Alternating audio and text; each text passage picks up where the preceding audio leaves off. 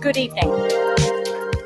Welcome to this meeting of the Board of Education. This meeting is being televised live on ACPS TV and streamed on ACPS YouTube channel.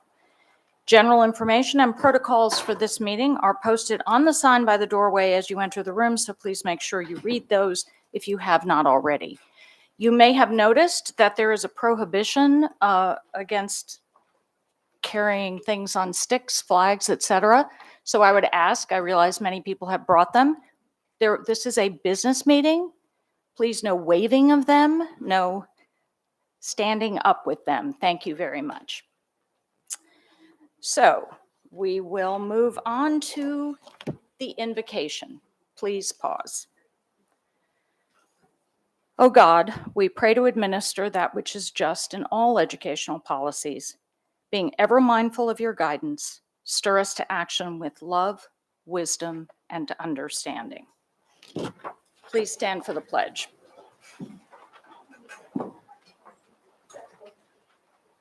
I pledge allegiance to the flag of the United States of America and to the republic for which it stands, one nation, under God, indivisible, with liberty and justice for all.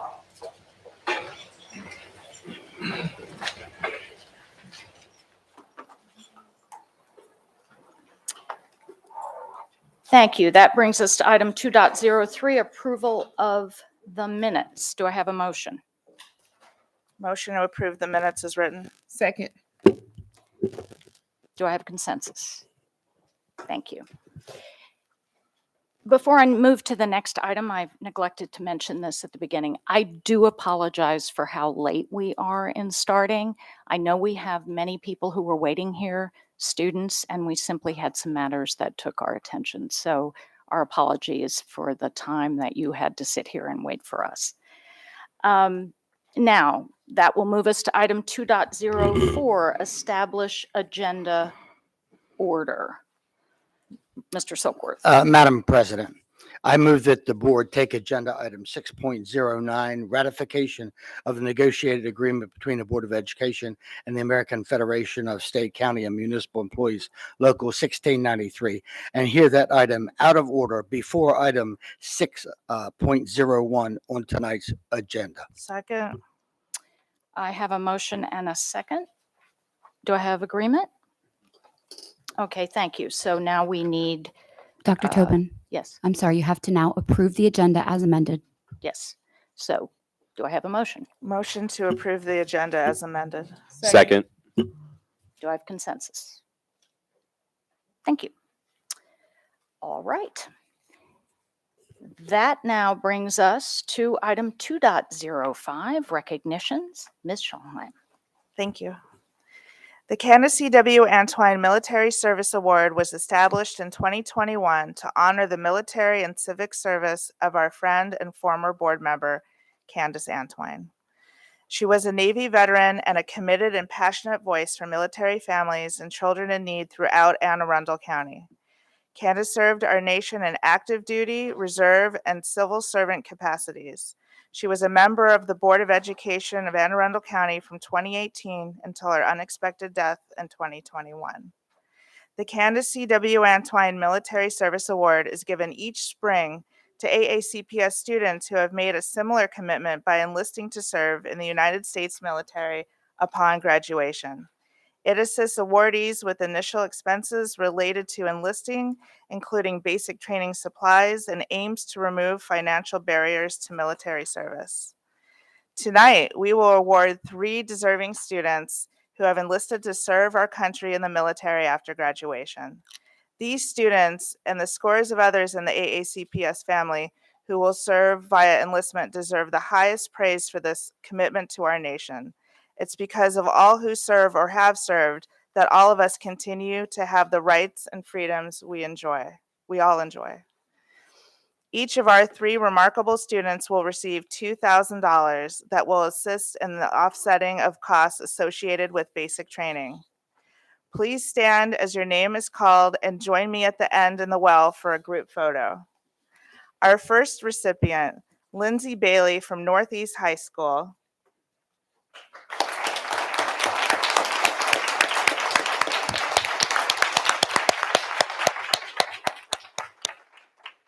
Has enlisted in the Air Force. Lindsay has talked about joining the Air Force her entire life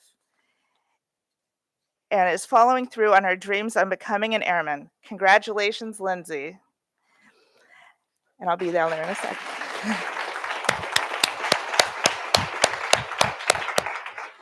Next, Carlos Henderson from South River High School.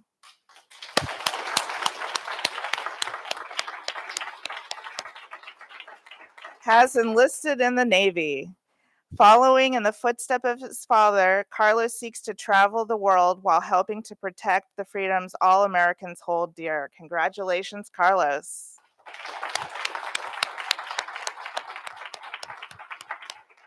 Our third recipient is Christian Pierce, also from South River High School.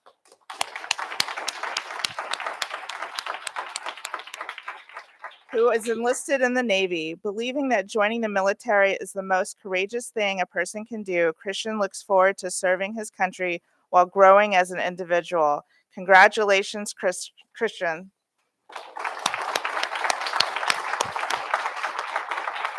Let's give a huge round of applause to the recipients of the 2nd annual Candace C.W. Antwine Military Service Award.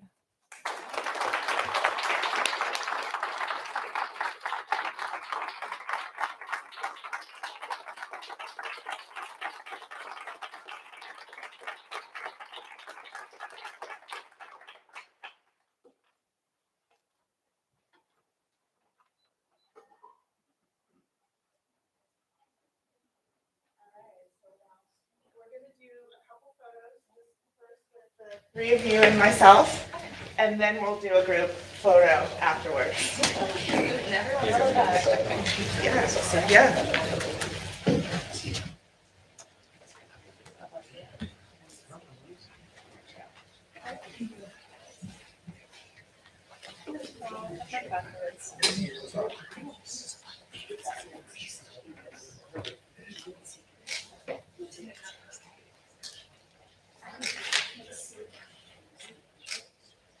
All right, and now if the board would be in the back.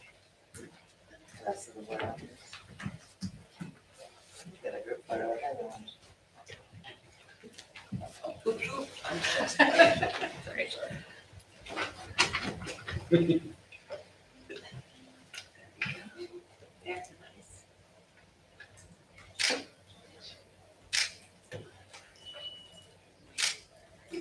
All right. Thank you.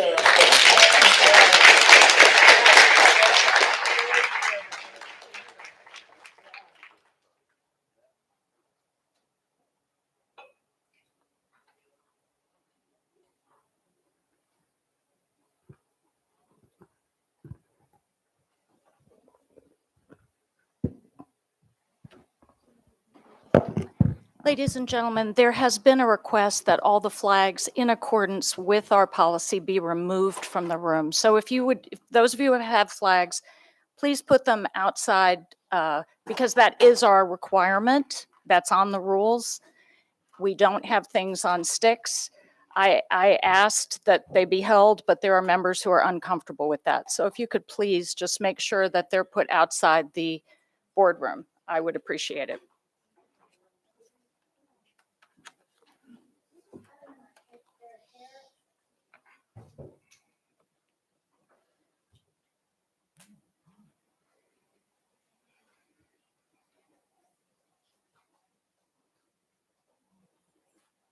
Thank you very much.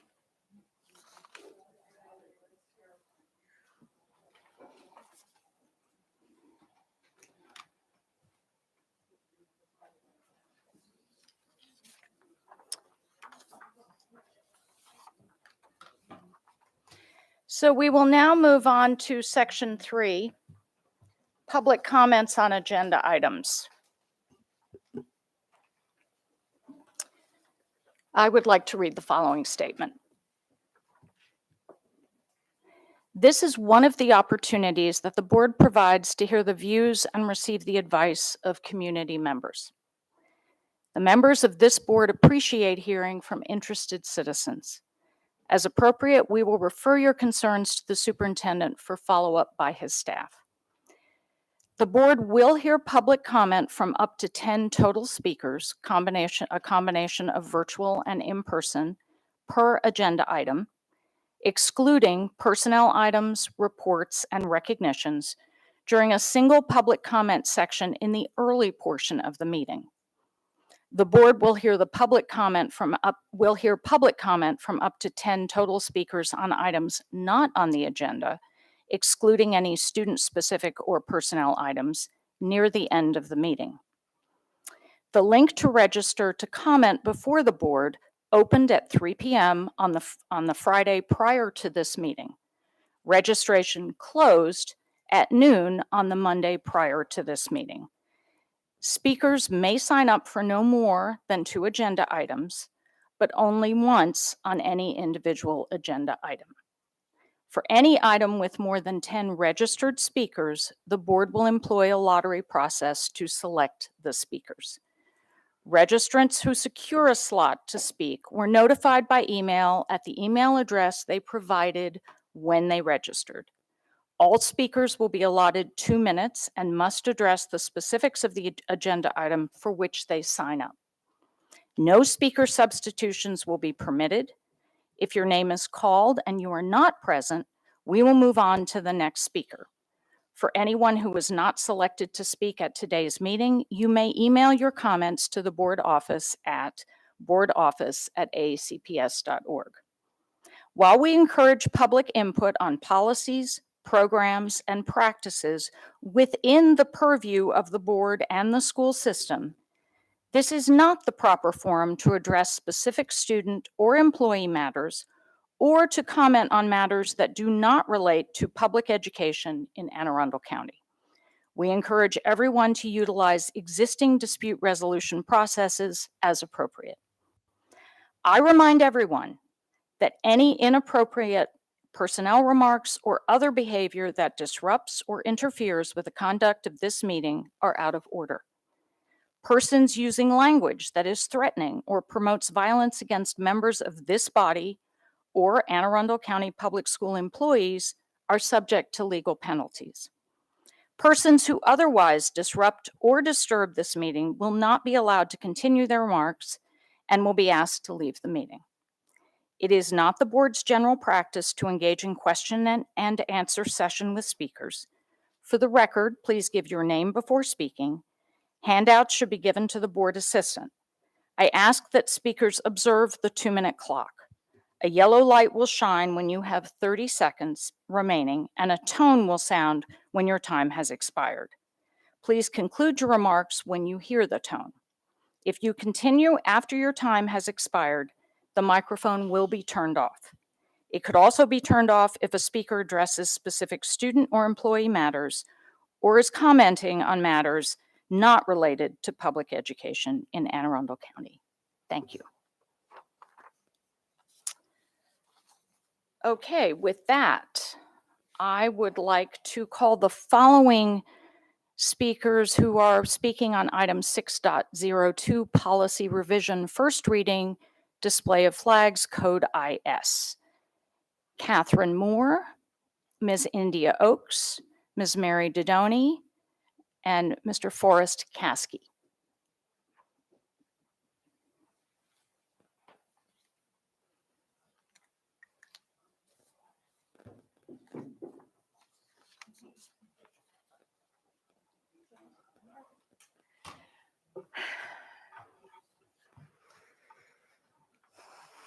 Hi, my name is Catherine Moore. My pronouns are she, her. As a Mean Strong teacher, I've conducted parent-teacher conferences with one parent sitting in front of me and the military parent on a screen so they could participate from somewhere else in the world. If you pass this bill, teachers cannot support our nation's youngest heroes, our military students, by displaying their family's branch flag because it's not explicitly taught in our curriculum. Teachers are at the mercy of a civilian principal who may not see the connection between the meaning of that branch flag and the student's ability to succeed while their parent is deployed. I know firsthand the hardship that separation can cause. My husband served 20 years in the United States Air Force before retiring 8 years ago. Our 16-year-olds still cannot watch their deployment reunion video from 10 years ago. The impact on their academic growth and the social emotional well-being is significant. My son faced a lot of bias-based bullying in middle school for coming out as part of the LGBTQ community. I don't know how he would have survived without the compassion of some of his teachers and the regulations that supported the forming of all clubs. His principal at the time didn't want a GSA, but regulations supported the students and the club was formed. This policy, should it pass, would give that principal the grounds to say no to a pride flag. I was nervous sending my son to high school after his experiences he had in middle school, but it's been amazing. The admin team at Crofton High School and have worked so hard to create an environment where everyone belongs. Powerful symbols like pride flags and Black Lives Matter flags can be seen in classrooms. Teachers have pronouns on their doors. My son and his peers can finally breathe. But what happens if you pass this bill and the school gets a new principal? Remember that middle school principal? That principal could use this policy to say no to flags. I don't want to think of the consequences of those actions, but we have to. National data from the Trevor Project shows that LGBTQ teens who are not affirmed are at a higher risk of committing suicide than their non-LGBTQ peers. A teacher putting up a pride flag or Black Lives Matter flag doesn't hurt anyone, but taking it down could. I leave you with this quote from Martin E. Muller. First they came for the socialists, and I did not speak out because I was not a socialist. Then they came for the trade unionists, and I did not speak out because I was not one. Then they came for the Jews, and I did not speak out because I was not a Jew. Then they came for me, and there was no one left to speak for me.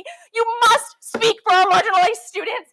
It is your sworn duty to protect and affirm all students in our county. I've cut your mic, please. Ladies and gentlemen, let me reiterate, this is a business meeting. Please, we are going to conduct this in an appropriate manner. I understand feelings run high. I do. But please, We have to conduct this in the appropriate way. Thank you. Ms. Oakes. India Oaks, Bates Middle School, to emulate Claude Rains in Casablanca. I am shocked of the gambling going on with the policy committee and proposed policy IS.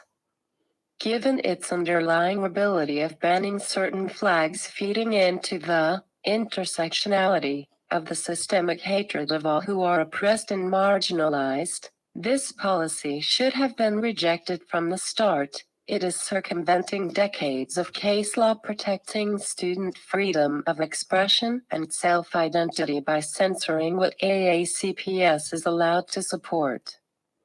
Putting the responsibility to each principal or their designee to decide which flags meet a bona fide educational purpose opens the gates for an avalanche of hate and discrimination depending on the individual principal's interpretation of what belongs in our educational system, and years of incidents where we have seen administrators cave to a handful of biased parents instead of protecting the teachers and content. Not to mention that a draft is absent any mention of who makes the decisions at AACPS property that is not a school, nor is it clear what display means in this context, or what national, state, or local government pride means. Voting the policy out of committee did not avoid it having the appearance of being political, but instead is the very essence of making what should be common sense protection of human rights into a political issue as you introduce a policy that goes against current policies striving to protect our students of color,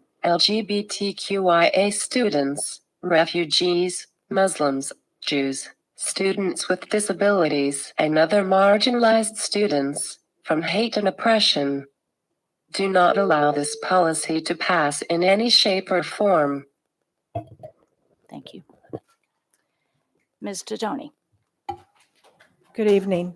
I'm speaking tonight as a representative of the Anne Arundel County NAACP. With respect for this body and for my NAACP, I will speak in the appropriate tonality to the appropriate issues. Our passion is no less great than those who are moved to tears by this issue. We find the proposed flag policy leaves too many important questions unanswered and too many dangerous loopholes open. For example, why? What problem is this policy trying to solve? It's a restrictive policy, not an expansive policy. So which flags is this policy trying to keep from being flown? The NAACP is concerned that AACPS may choose restriction rather than education as a way to address these extremely divisive, contentious, and very much present in our time problems. What? Many flags are rectangles of cloth, as stated in the policy. Others are stickers on backpacks, water bottles, and computers. Others are posters on walls. Some are bumper stickers, and others show up on clothing. One will be on the back of the wheelchair I'll ride in for the Juneteenth parade. Exactly which of these are subject to local interpretation of educational merit? The MABE equity lens advises us to ask about unintended consequences a policy may have on underrepresented groups. NAACP is deeply concerned that the limiting of symbology is of more interest to AACPS than determining and displaying who belongs. That's the issue. What are we saying with this symbology restriction? Who are we saying doesn't belong? We are a county of immigrants. We are a multi-ethnic county. We're a county heavy with a transient population of government and military personnel. Please Do we summarize. not all belong? Thank you. Mr. Caskey. Hello, my name is, can you hear me? Yes. Okay. My name is Professor Forrest Caskey, and I'm speaking against the flag bill. I'm a professor of developmental English American Studies, and LGBT plus studies. I've taught over 1,000 students in the county who come from the Anne Arundel County Public Schools. One of the most prevailing reflections that students write about in their essays is the amount of bullying that occurs during their K through 12 experience in the county. It's absolutely horrifying. The number one reason I hear for the bullying is because the student is LGBT plus. I'm a professor. I have a PhD. It's my job to be on top of the latest research concerning the topics that I teach. Additionally, it's my job to be on top of the data concerning the students I teach so I can best help them succeed. With data, I formulate theses based on the data, and the data says this. 28 to 40% of LGBTQ youth report experiencing homelessness or housing instability at some point in their lives. On average, an LGBT high school student will hear 26 anti-LGBT slurs a day. 84% of LGBT youth report verbal harassment at school because of their gender identity and sexual orientation. 28% of LGBT youth drop out of school due to this harassment. 41% of LGBT youth seriously considered death by suicide in the past month. LGBT individuals account for 30% of all deaths by suicide each year. Despite this fact, every single major mental health, psychiatric, medical, and public health group has come to the conclusion that being LGBT is normal, natural, and not contagious. Most importantly, all data shows that when LGBTQ students can find at least one person who supports them, the statistics concerning mental health are reduced to that of their heterosexual and cisgender peers. All data. How can students know who to go to? A safe person to go to? Flags. These signs, these flags, they save lives. Nautical and maritime flags are used to save lives. Military flags are used to save lives. Swimming flags are used to save lives, as are railway flags. The origins of flags began with finding friends and avoiding foes. My office is next door to the College Veterans Center. On behalf of the Student Veterans Center, they too oppose this flag ban. Thank you. Thank you. All right, I will call a next set of speakers. Also speaking on item 6.02, Mr. Russell Leone, Ms. Deborah Jason, Ms. Carrie Gillespie, and Mr. Jaden Ferris.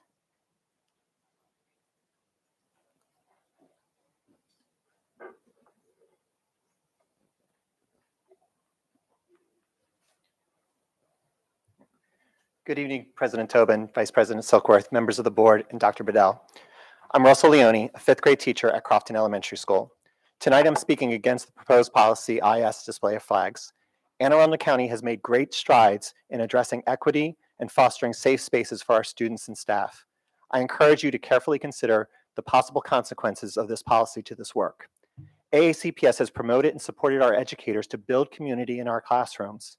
Flags are symbols of community and belonging. This policy would greatly limit the educator's ability to visually demonstrate that all of our students are welcome in our schools. The terminology of limiting the flag to those with bona fide educational purposes is troublesome. Does this mean that all flags must have a curricular connection? As an educator, I know that social emotional learning is key to our students' readiness for academic learning. Social emotional learning is not a curriculum, but is deeply rooted in fostering relationships and helping our students develop empathy for others.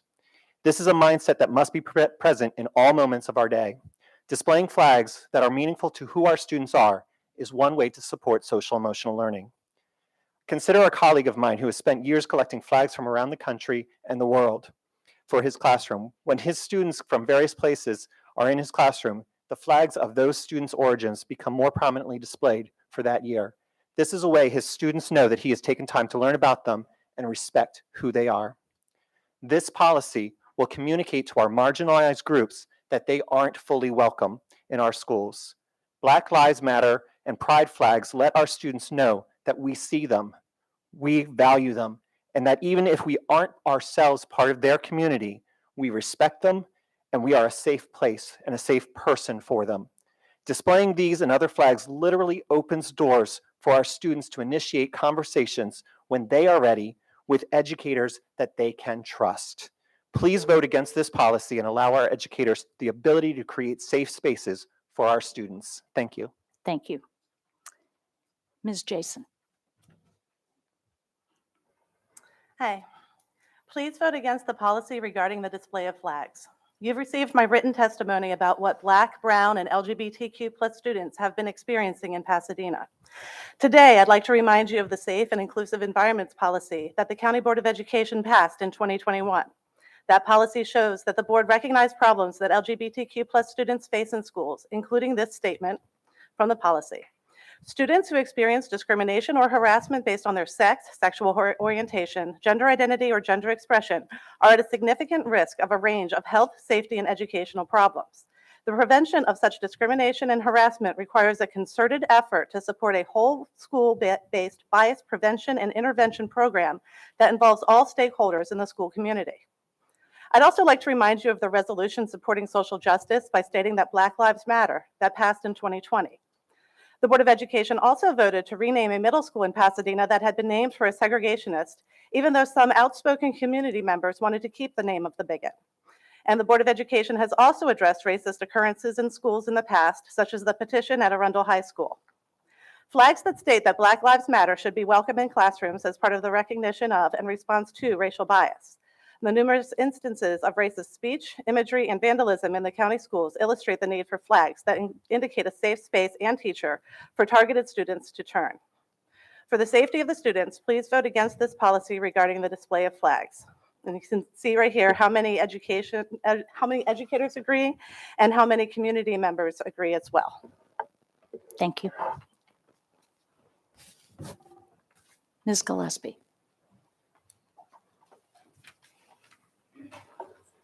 I'm Carrie Gillespie, a mama bear of 4 and proud daughter and sister of U.S. veterans. I vividly remember one morning before school, I overheard my Excuse me, parents. stop that, or you will be ejected. We treat everyone who speaks here with respect. Thank you. Thank you. May I start over, Dr. Tobin? Thank you. Yes. As I was saying, I'm Carrie Gillespie, a mama bear of 4 and proud daughter and sister of U.S. veterans. I vividly remember one morning before school, I overheard my parents discussing breaking news. Operation Desert Storm had begun, and my mom was concerned my dad might have to deploy. I held in my emotions, but when I sat down on the school bus, the tears began to fall as I realized that my dad might have to leave to serve our country in the Gulf War. This emotional roller coaster is a reality that many in AACPS face daily, as we have over 8,000 military-connected students. I can't take credit for the service my father gave to this country, but families of those serving in our country also serve. Throughout my life, I've lived in 8 states and Puerto Rico. Uprooting and moving, leaving family and friends, and starting over is tough, even for experienced adults. But imagine being the child who must start over, finding your way and place as the new kid in school. As one of those children, the one staple that greeted me in every new classroom I entered was the American flag. So many sadly take for granted the stars and stripes or the importance of having it featured within our classrooms. But that flag is the one and only symbol that unites us all and the freedoms that encompass us as Americans. There are people here tonight speaking out against this policy who are right now trying to get me to stop speaking. The irony is, I respect their rights as Americans to speak. But their right is embodied by the red, white, and blue and the thousands who came before us, like Miss Antwine, who laid down their lives to protect our freedoms, especially our freedom of speech. Though our country isn't perfect, no country is.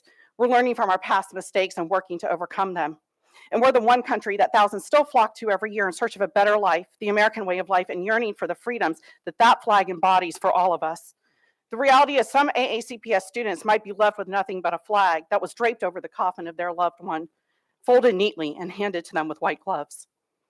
I want to end with this quote reminding us all, while we're able to gather here this evening and free.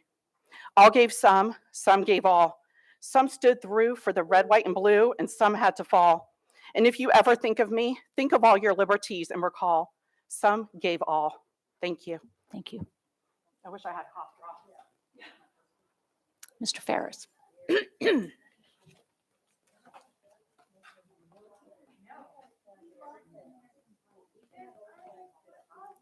Everyone, please be quiet.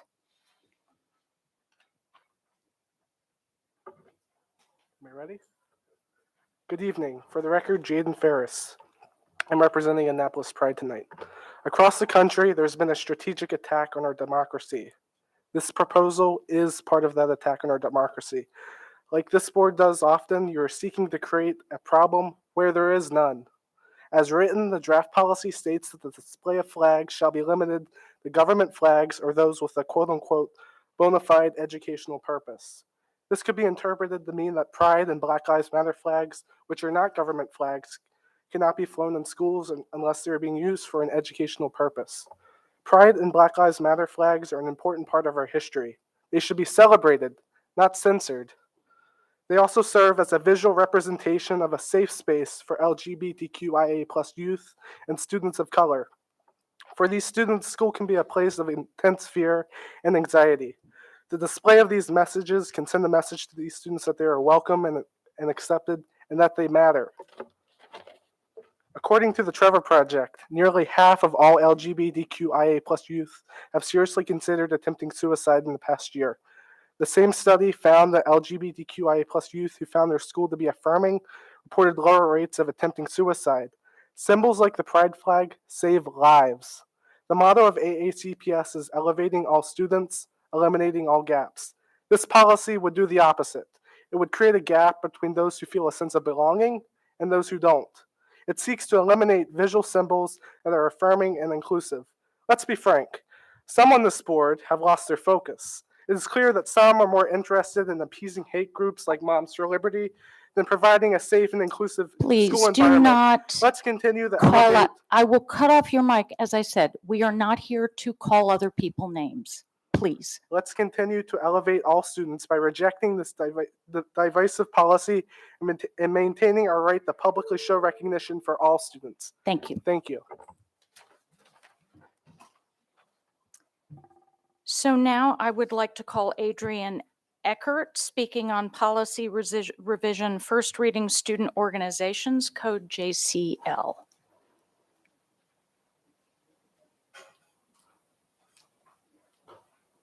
Is Adrian Eckert here? Okay.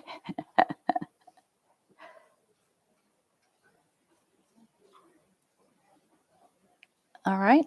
Okay. So let me call on, speaking on the Chesapeake Lighthouse Foundation merger proposal, Alina Lee, Tracy Starr, Camille Lee, and Young Lee.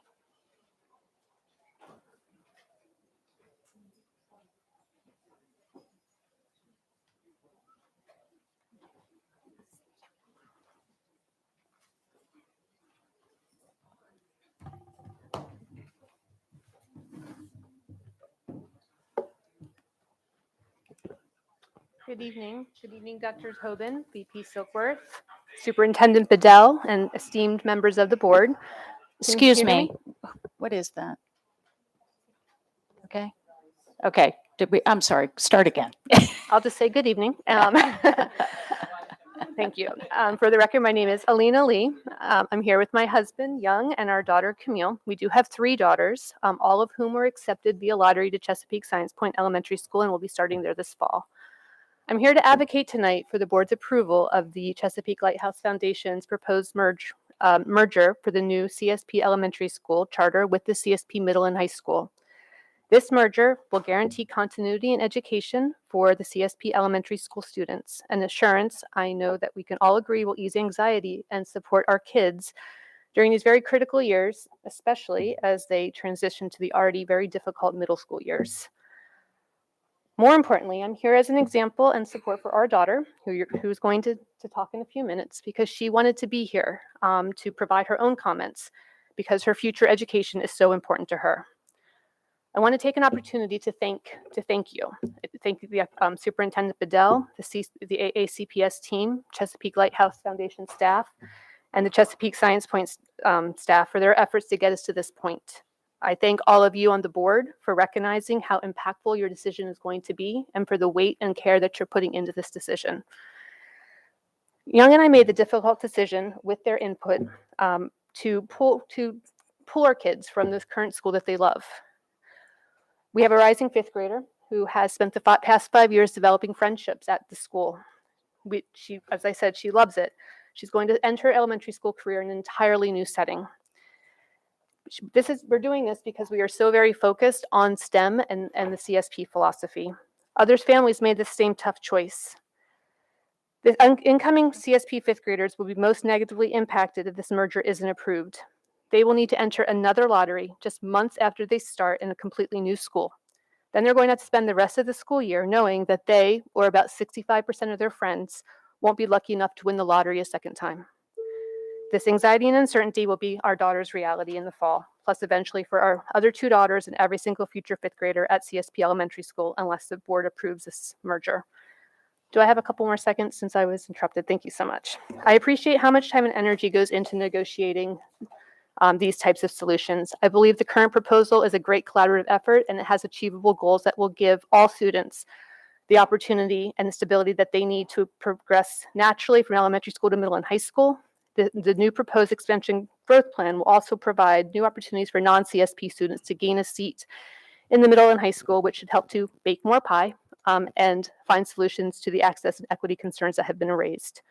I respectfully ask you to approve this proposal and allow the CSP elementary students to start their new experience with all the excitement and enthusiasm that they deserve, without unnecessary fear or uncertainty for the future, especially the incoming 10 and 11-year-old 5th grade students. Thank you for the opportunity and for your consideration.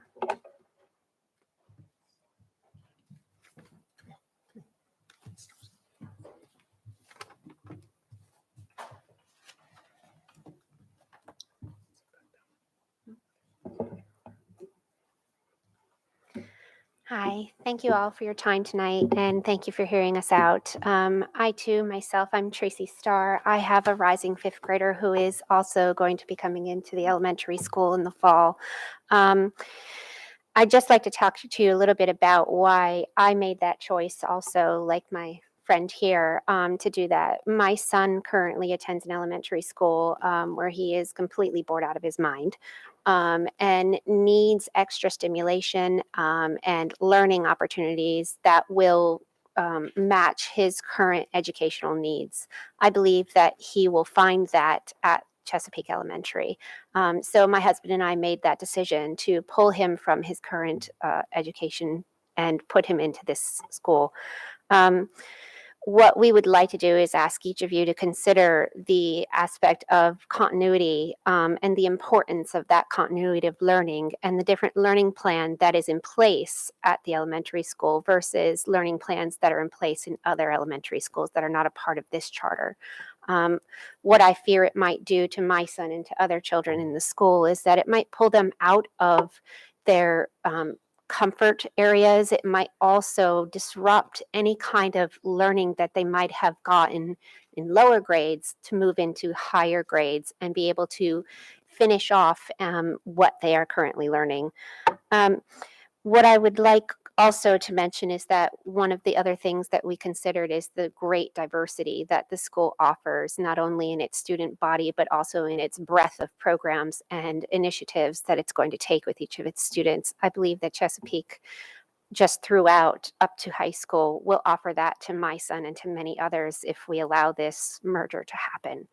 So I kindly ask you to consider this and my child and other children and offer any kind of input anyone else would like from me. Thank you. Thank you. Ms. Camille Lee.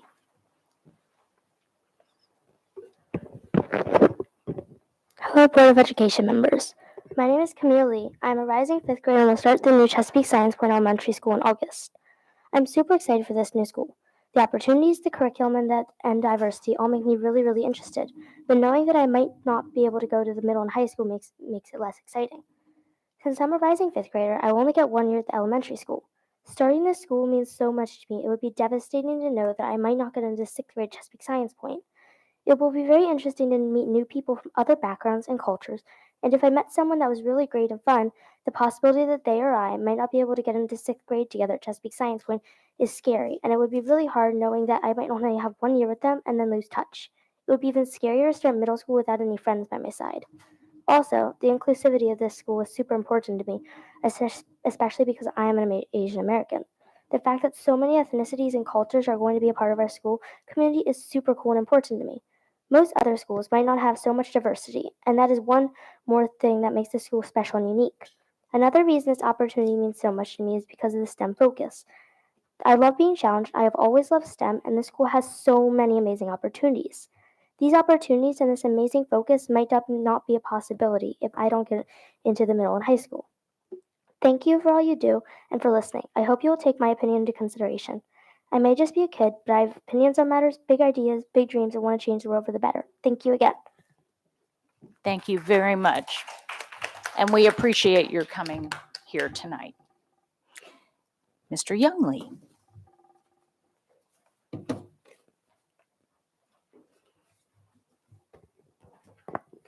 I did not write or hear or participate in that, so that was the first time I heard it as well. So just for the record, Dr. Tobin, Superintendent Bedell, esteemed board members, thank you for this opportunity to speak before you. For the record, my name is Young Lee, and I am thrilled to be here in my capacity as the father of students who will be attending CSP Elementary this fall. I live in Pasadena with my wife, Alina, who you've heard from, and I feel incredibly fortunate that all three of our girls were accepted via lottery to attend the new elementary school. I know you've all received many emails and heard testimony about how important the merger is to ensure continuity of education for the CSP Elementary School students.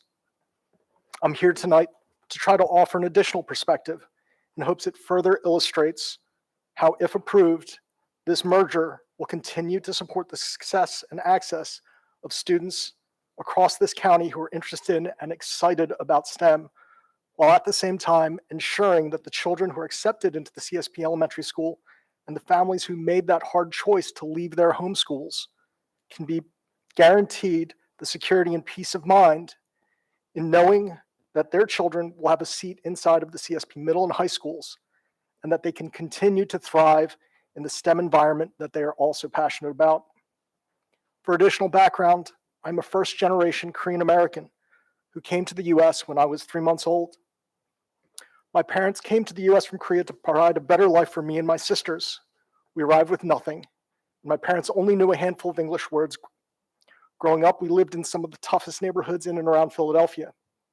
Above all else, my parents valued family and education. They sought out opportunities to ensure that my sisters and I could have the best education possible, and made extremely tough choices and sacrifices so that me and my sister would have access to schools and programs that would nurture us academically while challenging us to meet our potential. They also sought to ensure that we would have continuity and feel secure in that education, especially with so much uncertainty around us. Thank you for your time. I appreciate the opportunity. Thank you. Thank you very much. Is Adrienne Eckert here? No. Okay. So we will move now to our virtual public comment to Mr. Silkworth, who's in the booth. Good evening, ladies and gentlemen. So now we're going to move to our virtual comments for our agenda items. Ladies and gentlemen, speakers will be allotted 2 minutes each and may not allocate their time to others. Ms. Howe will indicate when your time has expired. The board asks that comments remain civil and appropriate for the various audiences that may be watching or viewing this meeting. Student-specific and personnel matters are confidential and cannot be discussed in this forum. It is not the board's general practice to engage in question and answer session with speakers. For the record, please give your name before speaking. Our first speaker this evening, speaking on policy 6.02, policy revision, first reading, the display of flags, is Katie Russo. Thank you. My name is Katie Russo, she, her pronouns. Thank you for the opportunity to provide testimony on Agenda 6.2 display of flags. I'm speaking in opposition of this move for our county. There are many other types of flags currently on display in our schools, and all are for a myriad of positive reasons. If this proposed policy is enacted, it would certainly target the removal of flags that create a positive and welcoming environment for students to learn in, and will significantly impact school climate. But especially flags that support student safety, such as a Pride or Black Lives Matter flag. These flags have unfortunately been seen as divisive or political, but in actuality, what they do is create a strong sense of belonging for our students in marginalized groups, and help students to establish professional bonds with our teaching staff that display them when they know that they have an ally. I am an AACPS teacher, but I'm also a GSA sponsor that works with many LGBTQ youth directly. Whether a little or a lot, all LGBTQ youth deal with safety concerns related to harassment, bullying, hate speech, and often a lack of supportive adults in their life, just because they choose to be themselves. Lately, it seems every day our LGBTQ youth wake up to learn about a new anti-LGBTQ bill around our nation. According to the ACLU, in the United States this year alone, 228 bills were introduced in relation to schools. The message LGBTQ youth in America are receiving right now is that they are not free to be themselves or should not be brave to come out to those around them, and that they cannot be trusted to form their own sense of self, or there will be consequences. While a flag may seem performative to some, I know firsthand seeing a pride flag can immediately put a student's mind at ease in a classroom. Often when a student needs help, is in crisis, struggling with a situation at school or home, they are more likely to seek the support of an adult who they know will be present to listen and help. Those conversations can and have saved lives. Students need advocates, and not just related to educational content. Your Parents, time has teachers, expired. and the Board of Education work together to grow. Summarize, Ms. Russo. Please summarize. Please summarize. Okay. I love teaching for AACPS because we work incredibly hard to support our diverse learners. I know that we are different from what we see across the nation. As a district, we have already chosen to support students with necessary policy and regulations, such as the safe and inclusive environments for LGBTQ students, as well as proclaiming that Black Lives Matter. It would be backwards to rescind our current stance of support by taking down our supportive flags. Now is the time to reinforce to our students that we are actively creating safe spaces in our schools and not taking them away. Flags and posters are a part of that mission. Thank you. Thank you. Our next speaker speaking on item 6.02, policy revision display of flags, is Henry Ott. Yes, hello. My name Hello. is Henry Ott. The reason why I want to speak is because I believe that the school system needs to put out letters to all parents to keep their sick children at home as safety for other children, because children have been going to school sick and causing other children to become sick, like my daughter. My daughter has to miss her 40-some days because of strep throat. Even the teachers have told us that strep throat is going through the school. Why isn't there been a letter sent out to these parents or whatever, or to all parents? Mr. Ott, we'd like to remind you, you should be speaking on policy 6.02, display of flags. Or display of flags. Yes, sir. I mean, display of flags, yeah. I mean, I believe that's the right thing to do, to display flags for, you know, it's always been displayed and everything should stay being displayed. Okay, thank you, Mr. Ott. So moving on, speaking on item 6.03, policy revision, the student organizations, code JCL, is Henry Ott. Mr. Ott? Yes, sir. And what's this one about? This is student organizations, code JCL. It's first reading, policy 6.03, student organizations. I mean, student organizations, I mean, I believe that student organizations should be in effect. That way, you know, it keeps children on task of what they need to be on and stuff, and to help children with, you know, learning and everything else that needs to be withheld in a school system. Thank you, Mr. Ott. That does conclude our virtual testimony on agenda items.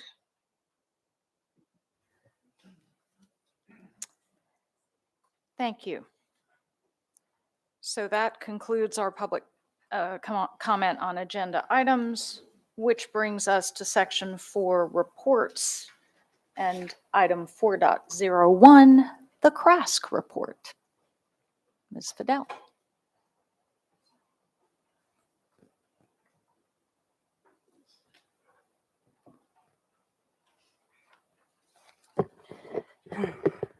Good evening, President Tobin, Vice President Silkworth, members of the board, and Dr. Bedell. My name is Michelle Fidel. I am a freshman at Chesapeake High School. My pronouns are she, her, and I am very grateful to serve as CRASC Secretary of Education. Since our last report, CRASC announced the election of our 50th SMOP for the 2023 to 2024 school year. and we would like to congratulate Eric Lynn, a junior from Severna Park High School. We are confident that you will represent the student perspective and will work to accomplish the goals of your platform. CRAS has opened up nominations for the 2023 to 2024 officer positions. We have some amazing new candidates. For president, Brenton Mead is running for re-election. For vice president, Samara Ibrahim from Severna Park High School. For secretary of education, Miguel Castaneda from Severna Park High School. And I, Michelle Fidel, will be running for re-election. For secretary of legislation, Mara Bab is running for re-election. For secretary of communication, Huberta Apia from Chesapeake Science Point, Sua Kim from Arundel High School, and Famia Saeed from Old Mill High School. For Secretary of Service, Nelson Zhang from Severna Park High School. And last but not least, for Middle School Coordinator, Jason Semenoff Jr. from Chesapeake Bay Middle School. Elections will take place in person at Arundel High School on June 1st. On May 3rd, CRAS held a virtual town hall where we were joined by members of TNTP and provided feedback for courses under curriculum review in AACPS, followed by a CRAS officer informational night. On May 17th, we hosted a CRAS officer campaign clinic and began preparations for the upcoming elections. On May 20th, MASC hosted its final executive team meeting of the year, where they swore in newly elected officers and appointed staff. We are proud to announce that 5 students from AACPS were appointed to the executive team. Congratulations to Sia Jane for being sworn in as MASC second vice president, and Mara Bab, Brenton Mead, Iman Zia, and me for the appointment of MASC executive team for the 2023 to 2024 school year. Tune in to the final episode of Teen Talk on June 7th at 9 p.m. to meet the new host for the 2023 to 24 school year. Speaking of Teen Talk, be sure to check out the article in the Capitol from Friday, May 19th about the reboot of the show after 15 years. Looking for something to do in the summer? Students, be sure to check out the AACPS internship portal and the service learning portal. There are plenty of amazing opportunities for high school students, which you do not want to miss. Tomorrow, May 25th, is the seniors' last day. It's so surreal how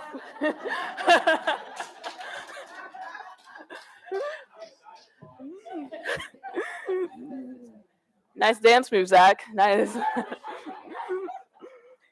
It's so surreal how far they've all come and the amazing things they were able to accomplish.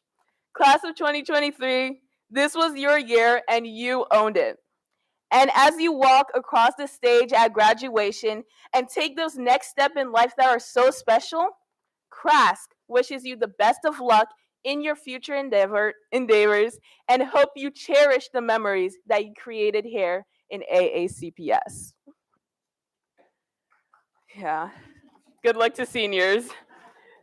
Finally, if any student wants to find out more about CRASC, make sure to check the CRASC website, which can be found www.acps.org/CRASC. The calendar on the website provides a list of upcoming meetings and leadership events. Thank you and see you in June for my next CRASC update. Thank you, Ms. Fidel.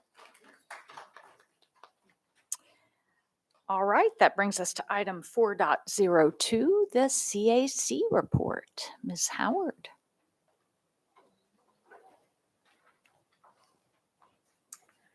Good evening, President Tobin, Vice President Silkworth, and fellow board members, and Dr. Bedell. For the record, my name is Tanisha Howard, the chair of the Citizen Advisory Committee, otherwise known as CAC. On behalf of the CAC body, I'm pleased for this opportunity to update the board on our final regular meeting for the 2022-2023 school year, which was held on May 8th. where board members Michelle Corkadell and Gloria Dent attended and were able to observe our meeting and subcommittees work sessions firsthand. As a reminder for the public, the CAC conducts our meetings virtually on the second Monday of each month from 6:45 to 8:45 p.m., except the month of April. Our meeting schedule for the 2023-2024 school year will be posted on our AACPS webpage over the summer upon approval by the board. For the final business of the year, in accordance with KVRA, the CAC held its annual elections for the 2023-2024 coming school year for the leadership roles of chair, vice chair, and secretary, along with the Policy and Equity Committee primary and alternate members. We are pleased to announce the results. For chair, John Conwell. For vice chair, Erica McFarland. For secretary, Jamie Herman Cugnay. For policy committee, primary is Latika Hicks, and the alternate is Michelle Coe. For equity committee, primary is Sadie Bianco, and her alternate is Malia Ali. For the Joint Commission on the Opportunity Gap, otherwise known as the JCOG, the CAC nominees are Jamie Herman Cugnay, Northeast Secondary Cluster Representative, Maisie Howard, Southern Secondary Cluster Representative, and Malia Ali, the Crofton Secondary Cluster Representative. As the appointment is governed by the superintendent, these names have been submitted to Ms. Jackson, Deputy Superintendent, who will notify our committee of the final selection. We appreciate Dr. Julie Halleck, Arundel Secondary Representative, and the CAC inaugural member for serving on the JCOG so diligently and passionately, engaging these past 2 years.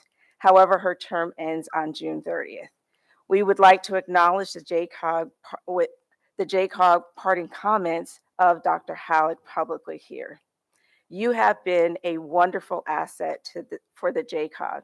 Thank you for all your insight, ideas, and follow-through. We will miss you. On behalf of the CAC, thank you, Dr. Halleck, for all your contributions in setting the stage for all that follows. Since the press release on May 17th for the 17 CAC vacancies, our inbox has been in constant flurry with requests for more information. We are utterly thrilled with the interest and implore anyone interested in serving to complete and submit the application to the board office no later than 4 p.m. on May 31st. The application can be found on the AACPS CAC webpage, which is located underneath the board tab, again, on the AACPS website. Now on to the heart of the CAC, our subcommittees. Our breakout sessions included hate and bias and wellness lens. For the Education Policy Watch, they will examine a summary of the Maryland legislative session for the CAC, where it aligns to topics, areas of interest for next year. Hate and Bias will submit next month their research on the topic of accountability and transparency, along with their mission and vision statement and committee tenant definitions. The Wellness Lens undertook virtual day instruction study and applied against their tenants. In closing, thank you everyone for your support, encouragement, and openness to contribute to our work, demonstrating abundance of collaboration, exploring divergent and diverse perspectives that can always lead to change.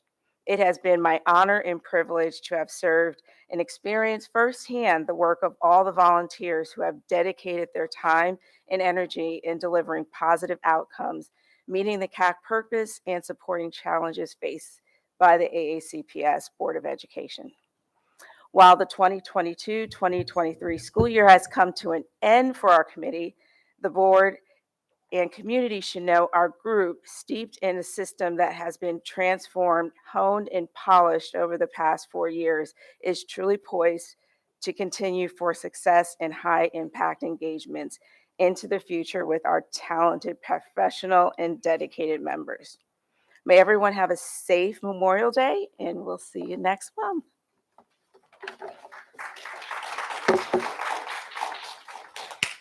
Ms. Howard, before you go, we want to thank you for all your work. I see at least one light, but you have done incredible work, especially through a very difficult time in COVID. I do remember at least once you had to deliver a report at 2 a.m, I think it was. So, but I see Ms. Corkadell's light. Yeah, I just wanted to personally thank you. As a past president, I was, we had to pivot the entire design of how the CAC met, and you did not skip a beat. You worked closely with staff, you remained calm, and you kept the members engaged. And it shows by the level of high level of type of applicants that we get, and such a strong willingness to want to work with the CAC. You took our new policy, helped us work, shape, mold, update what the CAC has the potential to be, and has laid such a great foundation. I know both past and current members well valued your leadership, and personally, I just want to thank you because, advice comes in a lot of different ways, but when the advice is strong, solid, built with a foundation of not just logic, but compassion too. And you have to love all of our students, and I know you do, and you will be greatly missed. Thank you. And I look forward to seeing and hearing about what you're going to lead civically for our community next. So thank you for all you've done. Thank you. Yes, thank you. And enjoy the time that you find now. So, Dr. Tobin. Oh, Well, we sorry. still have our transition, so I will still be around and helping out and supporting our next leadership team. So I see. I'm not gone. Oh, good. Well, I see a light from Ms. Ellis. Yes, Ms. Howard. You were someone to lean on during some very difficult times when I was president, and you, the whole committee. I've seen such a transformation over the last couple of years, and so you've got some big shoes to fill. So I just want to thank you. Your commitment to the entire student body has been remarkable, and thank we you. appreciate it. And Mr. Silkworth. Thank you, President Tobin. So I know there have been a couple times when you have felt that as a result of the crash report, that was a tough act to follow. Always, but she's amazing. She I is love absolutely it. amazing. But I started a tradition, I believe it was last meeting, and you are awesome, and you are getting my golden buzzer. Thank you. And Mr. McGrath. I want to echo what everyone else said, and I just want to say your contribution to the school system has been felt, and I deeply appreciate everything you've done. Thank you. And Ms. Shawn. Ditto. All right. I think the lights are done. Thank you so much.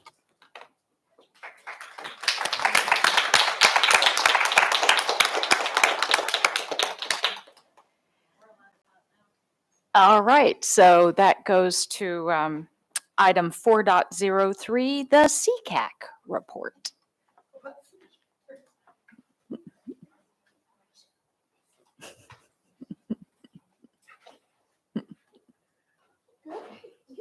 I wasn't sure because it wasn't on the slide. Yes, I'm not sure why it's not there, but Okay, thank you, thank you. Good evening, board members, Dr. Bedell. My name is Corinne Emerson. I'm the CCAG secretary.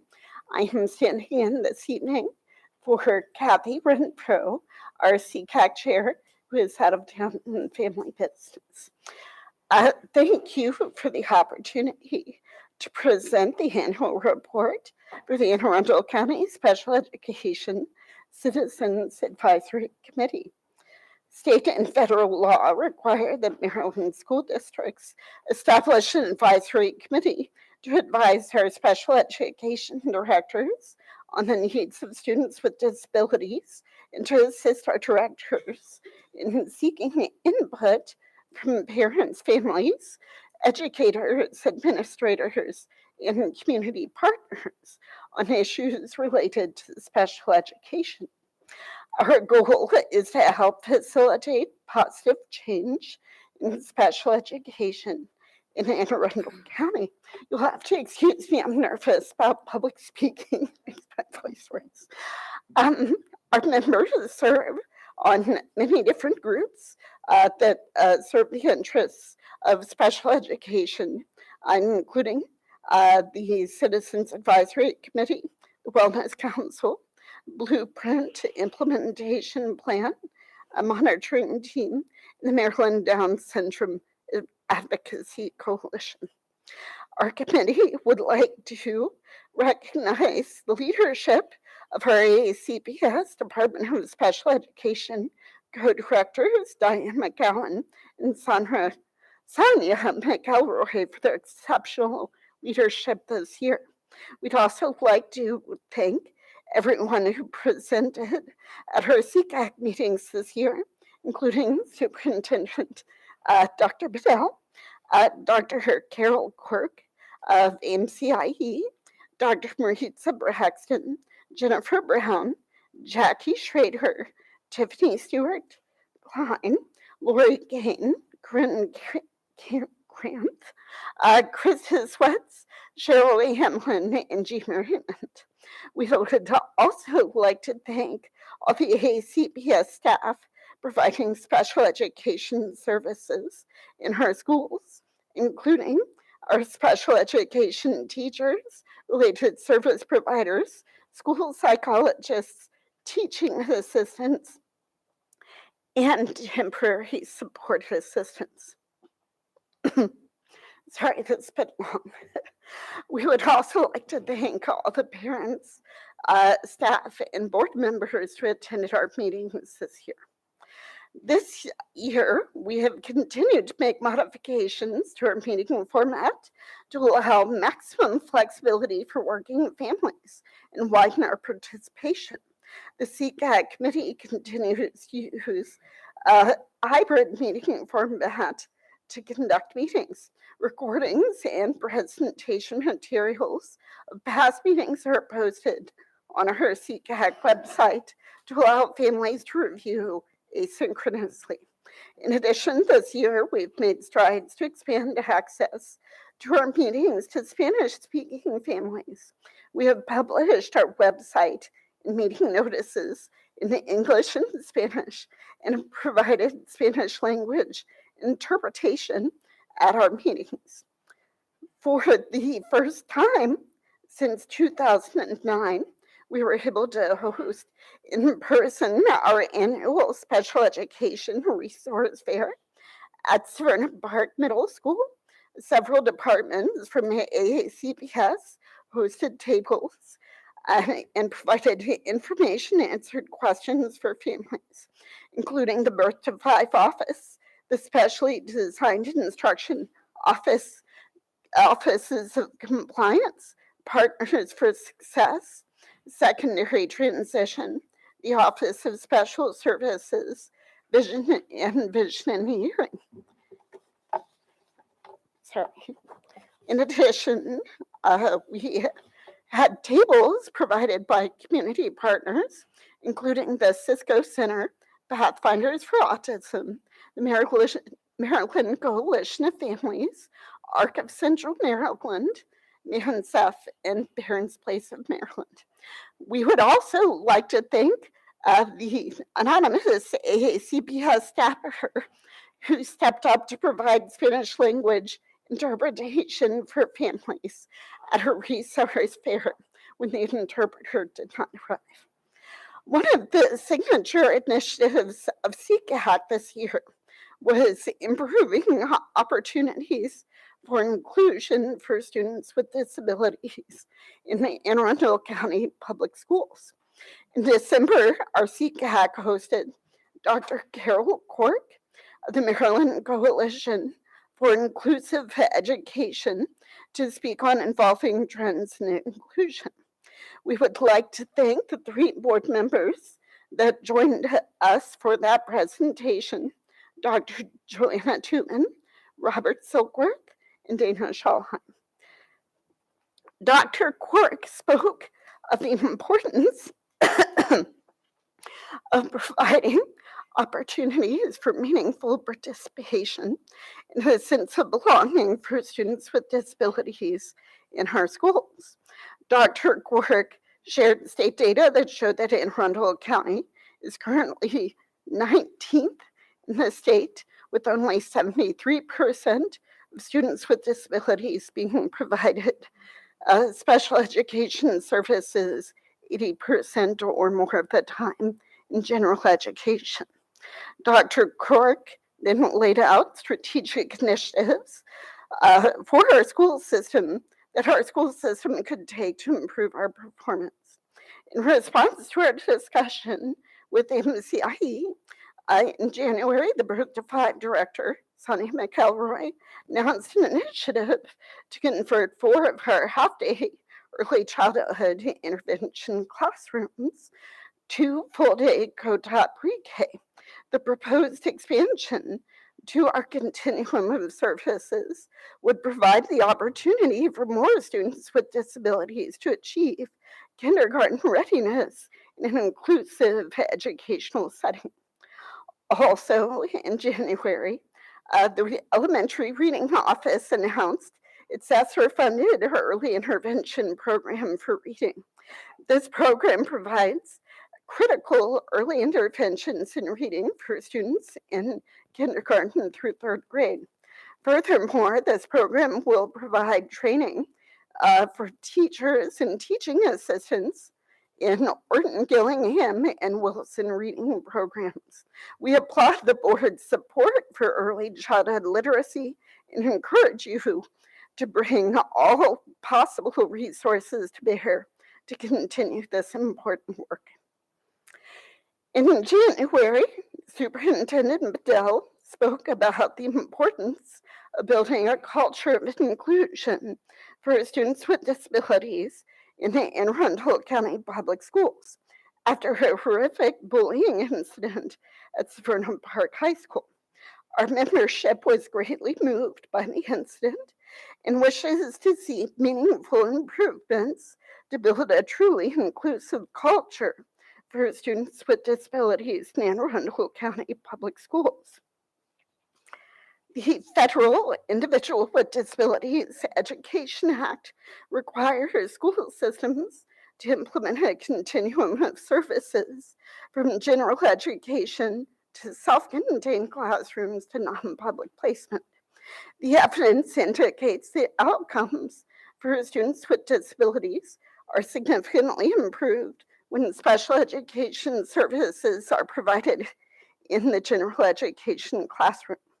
If students with disabilities are primarily taught in segregated classrooms in Anne Arundel County, there are less opportunities for students with and without disabilities to build important peer relationships across differences. Our membership was greatly disappointed to learn that the ECI pre-K expansion program proposed by the Birth to 5 office was not funded in this year's county budget. We would like to ask the board to be our partners as we make the case for systemic change. To this end, we have brought presents. We brought 2 books on inclusion that were given away at our last CCAG meeting. We encourage you all to read the books and share them. Thank you again from the Anne Arundel County CCAG Board, Kathy Renfro, Joyce Simmons, and myself.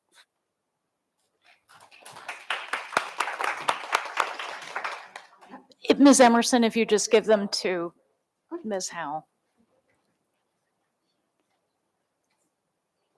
Thank you so much, and thank you for your report, and thank you for the work of CCAC over this last year. Did you forget something? All right, that brings us to item 4.04, the president's report, which I guess is me. Let's find this here. So again, we're at a very busy time of the year. A few things I wanted to mention. On Saturday, May 13th, Dr. Bedell and I were delighted to attend the opening of the Severn Intergenerational Community Center, which has been a long time coming. It was a joyous gathering marking the end of many, many years of work, culminating in a beautiful center that will serve the entire community from the youngest to the oldest. It is thrilling to finally see this building on what was originally ACPS property and know that it will benefit so many of our students and their families and community for many, many years to come. I would like to send a special thanks and congratulations to Miss G, who was and is one of the singular persistent forces who made the center a reality and whose beautiful likeness graces the mural that you see as you enter the building. On Tuesday, May 16th, Mr. Silkworth, Ms. Schalheim, Dr. Bedell, and I had the pleasure of attending the Cat North Awards. Congratulations to all the attendees, the awardees. The students at Cat North are doing incredible things, and it is amazing to see the many scholarships and awards they have won. Congratulations also to the entire administration, staff, and faculty of Cat North for their incredible work in training and mentoring their students and launching them onto what will no doubt be impressive careers, judging by what we saw and heard that night. Also, a huge thank you for the cheesecake. On Tuesday, May 23rd, Mr. Silkworth and I had the opportunity to attend the PVA Apex Alumni Panel at Annapolis High. What a truly remarkable and talented group of students. It was a thrill to hear what graduates of the program have gone on to do, everything from training to be veterinarians to becoming a professional makeup artist specializing in special effects. Congratulations to Mr. Kaufman, Ms. Hathaway, and the many, many teachers who bring their talents and training to the work of cultivating craft, discipline, and talent in all their students. Apex is yet another gem among the many gems of ACPS, and we and our students are all the better for it. Finally, on Friday, May 12th, Mr. Silkworth, Ms. Corkadell, Ms. Schalheim, Dr. Bedell, and I had the opportunity to attend the presentation of the Green Flag Award to Mayo Elementary School in recognition of their extraordinary work in the area of environmental education. This is an international award of huge significance and a tremendous tribute to the administration, teachers, staff, students, and families of Mayo Elementary and their commitment to ensuring that the next generation fully appreciates and understands how to care for not only their own beautiful corner of the world, but also the larger environment they will inherit. Congratulations. And as you see, many were in attendance for that wonderful, wonderful day. So that ends my report, which takes us to item 4.04, the Budget Committee report. Ms. Schalheim. Yes, so we're kind of in this lull before we understand what the county council is going to do with our budget. And so we didn't really have much to discuss. And so therefore we decided to give that hour back, or I decided to give that hour back to all involved. And we will meet again next month. That's the end of this report. Thank you. Item 4.06, Superintendent's report. Dr. Bedell. Thank you, President Tobin. I have just a few items today, and I want to start with another statewide honor for one of our staff members. Marley Middle School Principal Kim Winterbottom has been named Principal of the Year by the Maryland Association of Secondary School Principals. In announcing the award, the organization cited Ms. Winterbottom's leadership qualities, data-driven approaches to increasing student achievement, and ability to build partnerships. I also want to point out that our school district now features the State Elementary and Secondary Principals of the Year. So that's something that we should all applaud. Great work on those educators. As one of the IB principles of taking action with your learning, the Meade High School Mural Club created a 70-foot music department mural highlighting influential talents in the music industry. In collaboration with the school's music department, the Mead Mural Club spent 4 months transforming the hallway by painting music artists and composers from the past and present. It is the longest mural at Mead High School, and it is not only educational, but inspires students to strive towards their music aspirations. I was not able to attend the unveiling, but Mr. Silkworth, I know you were there. I hear it's amazing, and I can't wait to go and see it in person.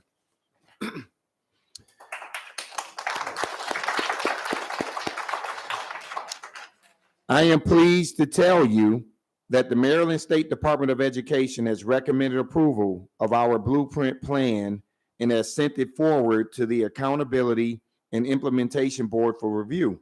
Many thanks to Dr. Shannon Pugh, Matt Stansky, and all those who worked hard and long to create and revise this plan through this process. Finally, later in this meeting, the board will be discussing several proposed adjustments to next year's school calendar. One of those adjustments is another piece in our ongoing effort to show appreciation to our hardworking employees. I'm recommending that the board approve closing the school system, not just schools, for the entirety of the Christmas and the winter and East and spring break. This won't impact students at all, and it is a way to allow our 12-month staff to get a bit of time away and refresh. It will also help us in the recruiting. This board has been totally supportive of the appreciation measures we have enacted to date, and I thank you for considering this one as well. And just a piece of data to share with this community, we are 100 less retirements compared to last year at this time. So I think a lot of the things that we are doing and approving and this board is supporting us on is making a difference and should have us in a much better situation when we open up the school year again in August. Madam President, that concludes the superintendent's report. All right, thank you very much, Dr. Bedell. Okay, so that takes us to item 5, consent items, award of contracts. Move to bundle items 5.01 to 5.06. Second. Okay. Dr. Bedell. The superintendent recommends that the Board of Education authorize the award of contract items dated 5.01 through 5.06. Okay, thank you. Ms. Frank. I just wanted to say thank you for sending over the materials and instructions in advance. I did appreciate looking through those, and I was really pleased to see the red bandana on the book list. So thank you very much for that. Move to approve all items as stated. Okay. Seeing no lights? I'm sorry, second? Yes. Ms. Frank? Aye. Ms. Ellis? Aye. Ms. Corkadell? Aye. Ms. Schallheim? Aye. Ms. Dent? Aye. Mr. McGrath? Aye. Mr. Silkworth? Aye. Dr. Tobin? Aye. Motion passes 8-0. Thank you. That takes us to section 6, action items. As we moved earlier, we will hear item 6.09 out of order, and we will hear that prior to item 6.01. So we will now hear item 6.09, ratification of the negotiated agreement between the Board of Education and the American Federation of State, County, and Municipal Employees, Local 1693, AFSCME. Good evening.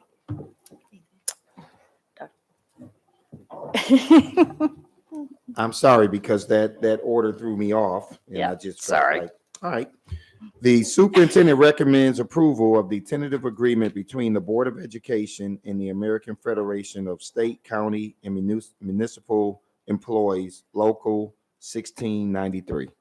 And for this, I will pass it over to Melissa Ross. Good evening, Dr. Tobin, Dr. Bedell, and members of the board. My name is Melissa Rawls, and I am the Director of Employee Relations. The negotiating teams for the Board of Education and the American Federation of State, County, and Municipal Employees Local 1693, also known as AFSCME, have reached a tentative agreement for fiscal year 2024, subject to your approval. In brief, the summary of changes as agreed upon by both parties include but are not limited to the following.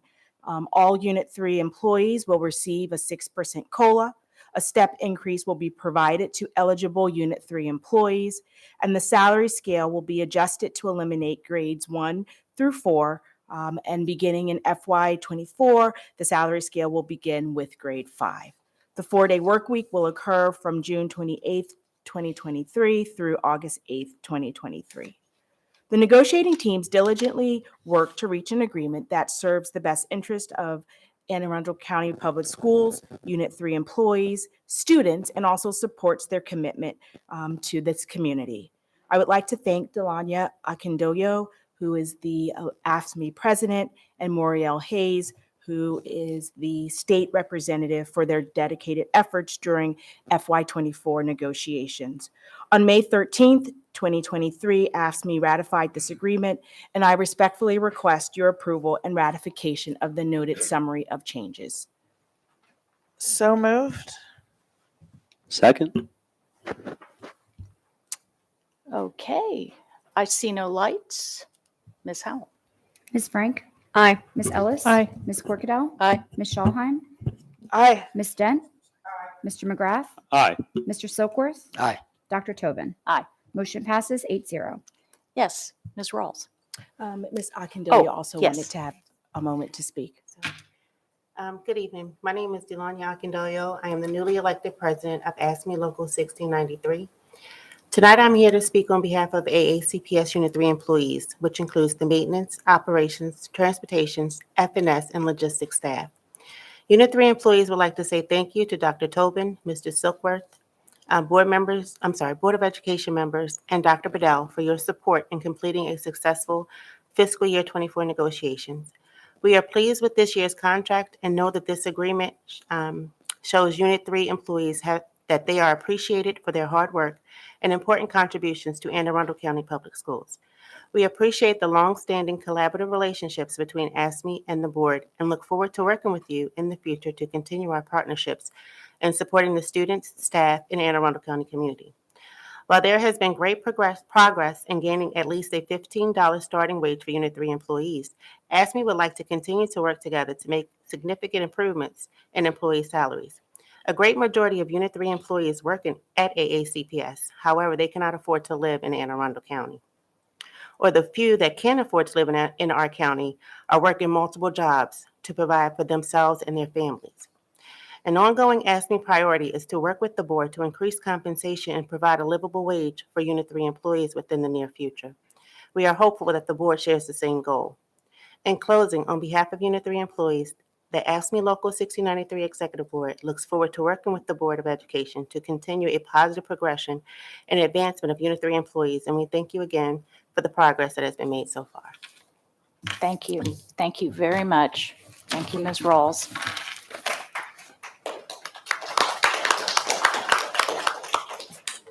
Yeah, might as well. All right, that brings us back to item 6.01, administrative personnel appointments. Dr. Bedell. Madam President, the superintendent recommends that the personnel listed on the attached sheet be promoted and/or appointed. Do I have a motion? So moved. Second. Okay, I have a motion and a second. I see no lights. Ms. Howell? Ms. Frank? Aye. Ms. Ellis? Aye. Ms. Corkadell? Aye. Ms. Schallheim? Aye. Ms. Dent? Aye. Mr. McGrath? Aye. Mr. Silkworth? Aye. Dr. Tobin? Aye. Motion passes 8-0. Thank you. That brings us to item 6.0, policy revisions, first reading. Item 6.02, display of flags, code IS. Good evening, Ms. Wilson. Good evening. All Dr. right. Bell? Sorry. So for this item, we have Ms. Grace Wilson here who will present to you the first reading of this proposed policy. Thank you. Good evening, Dr. Bedell, Dr. Tobin, and members of the board. For the record, Grace Wilson, Legislative and Policy Specialist for the school system. As Dr. Bedell said, new policy IS, display of flags, is before the board on first reading this evening. This policy was created at the request of a board member.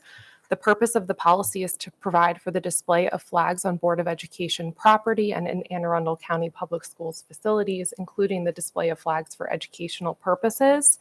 Specifically, the policy defines a flag as a piece of fabric or similar material, usually rectangular, that is used as a symbol or decoration. It encourages the display of the Maryland state flag, the Anne Arundel County flag, and the Annapolis city flag wherever appropriate and practicable, and limits the display of flags other than the American, Maryland, Anne Arundel County, and Annapolis city flags to those with a bona fide educational purpose as determined by the principal or the principal's designee. After tonight's meeting, the policy will be posted for a 30-day public comment period. And with that, I'd be happy to take any questions you may have. Thank you. I see a couple of lights, but Dr. Bedell, I believe you had some words you wanted to say. Yes, thank you, Madam President. Thank you for the chance to offer some comments that I hope will clarify things for some people in this audience and those who are watching this meeting online or on television. Usually I speak without notes, but this is a very important discussion and I wanted to make sure I didn't miss any key points. So please allow me to read this statement. I want to talk first about process and then about philosophy. This policy is before the board today after being requested by a board member and created by our legislative and policy office in conjunction with that board member and members of that committee. The policy was then properly discussed by the policy committee in a public meeting. The committee did not vote to approve it, and that's an important distinction, but to move it forward to the full board so that a broad, public, and transparent discussion could take place. This is the same process the committees follow with all policies that come before the full board, and that is what happened here.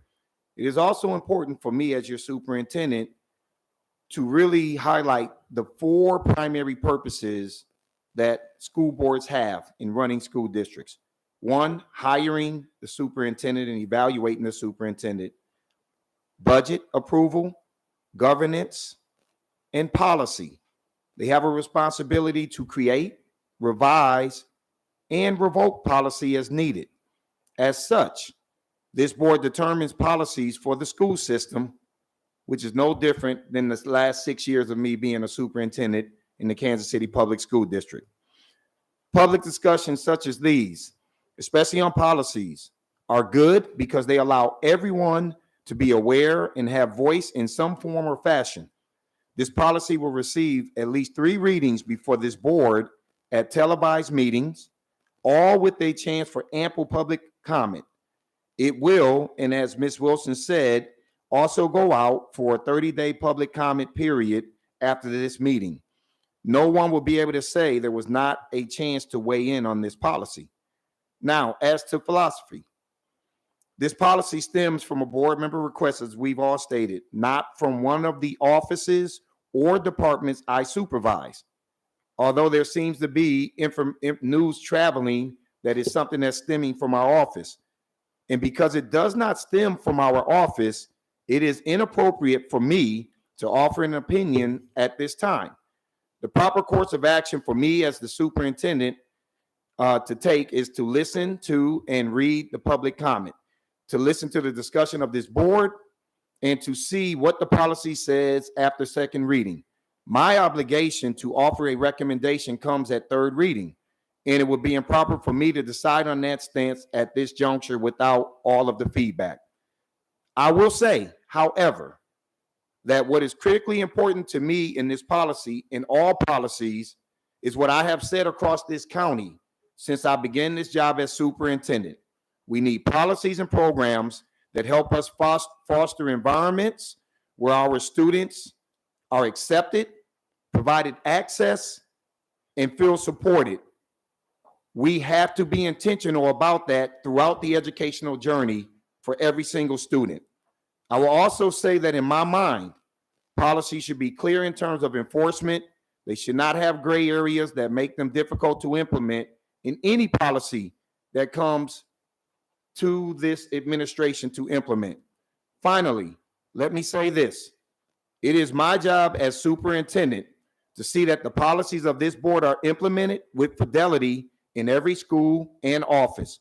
That's what I do with every policy, and that's what I would do with this one should the board adopt it as it comes in its final form.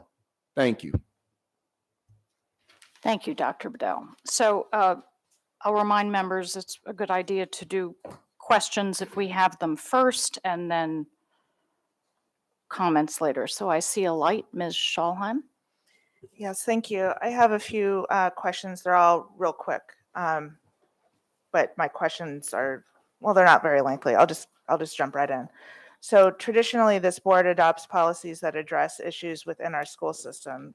So I'd like to know what the genesis is of this policy, what issue this policy is addressing, and is this coming to us as a result of any type of change in state or federal law? That's my first. Sure. This Question. policy was created at the request of a board member. It's not the result of a change in state or federal law. And the purpose of the policy, as is stated in it, is to provide for the display of flags on Board of Education property and AACPS facilities, including the display of flags for educational purposes.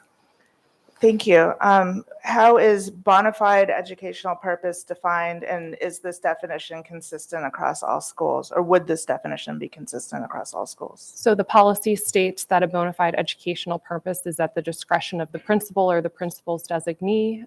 Given that, there certainly exists a potential for inconsistencies between schools. Okay. And then my read of this policy is that the consequences would result in the banning of military flags, pride flags, Black Lives Matter flags, and what about versions of the American flag, like the Back the Blue flag, or about team sports flags, military flags, flags that promote autism awareness? I think you get the point. Where in this policy as written does it confirm that this is not the case, nor may it be interpreted this way? The policy as drafted has the potential to prohibit any flags that are not explicitly named in the policy, so that being the American flag, the Anne Arundel County flag, the Annapolis City flag, and the state flag. So there's no language that would prohibit the display of the flag, the prohibition of the display of the flags that you mentioned. Okay. At the appropriate time, I have some commentary. Thank you. Okay. I don't see other lights at this time. So Ms. Schalheim. All right. So this policy, which disturbs me on many levels, appears to be a terrible solution in search of a problem that doesn't exist. American flags are not being replaced by other flags. So again, I ask what problem this policy seeks to solve. If this policy were to be passed by this board, the First Amendment rights of our students, teachers, and staff would be trampled, most notably freedom of speech and expression. One of the founding principles of this country is freedom of speech and expression. As an example, a teacher may wish to display, say, the Ukrainian flag in solidarity with that country at his or her desk. Similarly, another teacher may want to display flags that represent their students' countries of origin in their classroom, or college pennants of all the schools that their children attend. In neither example does this give us the right to disallow the display of those flags, thus preventing others from exercising their First Amendment rights. The same goes for the pride flag, which some may not agree with. This does not give any of us the right to impose a ban on displaying a flag which promotes inclusion on our students, teachers, and staff. And what about POW, MIA, or military service flags? I've already received an email from a member of the Veteran Affairs Commission concerned about the consequences of implementing this policy, as well as from many constituents and community members. At the end of this day, this policy, if implemented, will hurt our students, our most marginalized students. I submit that our constitutionally protected rights are always a bona fide educational purpose and should be illustrated in a variety of ways in life, including in this instance. And this policy, if implemented, will harm our teachers, who we all know are successful based on their ability to form healthy relationships with students.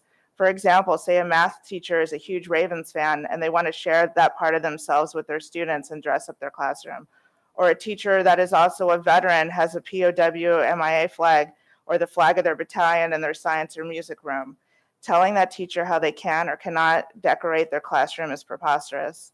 I'm very uncomfortable with the ambiguous statement bona fide educational purpose, and even more uncomfortable that it appears that this decision would be made at the school level, thus creating inconsistencies between our schools, which Ms. Wilson just discussed. Is this really who AACPS wants to become?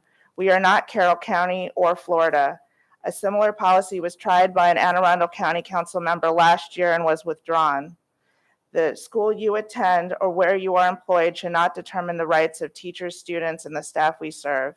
In my opinion, this policy also appears to fly in the face of our LGBTQ+ policy passed by this board on a 7-1 vote, as well as the resolution the board passed overwhelmingly when Drake Smith was our SMOB, stating that Black Lives Matter. Pride flags of all types and flags with the wording Black Lives Matter are not political flags, nor are they part of any specific political ideology. It would be horribly ignorant for me or any of us to assume that any group of people is a monolith. This includes Black and Brown and LGBTQ+ students. I'm quite sure I will say more about the consequences of passing this policy in the coming weeks, but for now, I yield back. Thank you, Ms. Schulheim. Ms. Corkadell. Thank you. I don't know if this is a statement, but I did want to just sort of share how I intend to approach, deliberate, and formulate my decision. And I'm reading because I shared it already, and I want to remain consistent prior to this. As we know, the policy is on first reader, and so I do intend to listen to all of our students, our staff, our parents, our stakeholders, and our communities as a whole. I do plan on asking additional questions as we move through the process and get real data to analyze our current situation as it relates to this policy draft. As with all matters before the board, I conduct a thorough analysis based on the duties and responsibilities of us as board members, as spelled out in state and federal education law and guidelines, including our equity lens. Further, I seek the best approaches other LEAs have used to build community consensus and consider challenges they may have encountered along the way. Ultimately, I intend to make my decision when it is up for final vote in a few months. Now, how we move forward together as a community on these topics will depend on the civility, respect, and consideration of others. I hope that everyone engaging in these democratic deliberations recognize that as adults, each and every one of us must find our inner strength to do our best to model behavior that we aspire for all of our students, especially when engaging on topics that tend to invoke high emotional responses from all sides. And I'm only adding a sentence to this because it was brought up. I am not personally comfortable with making references to our fellow of our other LEAs across the state unless it is bringing a best practice to us. And I am not a party to any comments derogatory to our fellow LEAs in Maryland, specifically Carroll. Thank you. Mr. McGrath. Thank you. Just for, respect for everybody's time, I would just like to be brief on this policy, my current thoughts on it at this moment. Like many people within this discussion, I'm the son of a veteran of the Armed Services. My father, who served in the United States Navy, he taught me that he served to uphold American values. One of that was respect for your community, respect for fellow people within your community. And I'm not going to try to impound anyone's character on the other side of this issue, but part of that respect, part of that American values is doing anything you can to respect your fellow student, especially ones who are marginalized. And any way that this board can even save one life, make one student's journey through our system better, I would support. And I don't think anyone here is hateful. I'm just trying to say that we really need to support every student. And I think we need to think about the unintended consequences this policy could have if we rush through it. Thank you. Mr. Silkworth. Thank you, President Tobin. Just a point of clarification, in case someone may not understand. This says to provide for the display of flags on Board of Education of Anne Arundel County property and in Anne Arundel County Public Schools facilities. So we're not just talking about flags that go up on the flagpoles out in front of the schools. We're talking about flags that go anywhere within that school. Correct, Mr. Silkworth. Okay, thank you. Having said that, we have a process when it comes to our policies, and I certainly will be respecting that process. As I always do, I will be a good listener. I myself am a veteran, but I'm also a veteran teacher. And as a veteran teacher, as a veteran in the military, we put our country first. As a veteran teacher, I always put my students first. So as I said, I'm going to be a great listener. And I'm going to respect the process, let it go through, and we'll decide. Thank you. Ms. Frank. Thank you. I'm not going to weigh in on the policy itself because I think that would be extremely premature as we have not entered the 30-day comment period. But I did want to say that I think that a lot of people probably understand that I was the board member who wanted to see this policy created. And I am very proud of that. But I will also say that it's not because of any reason other than constituents coming to me with concerns.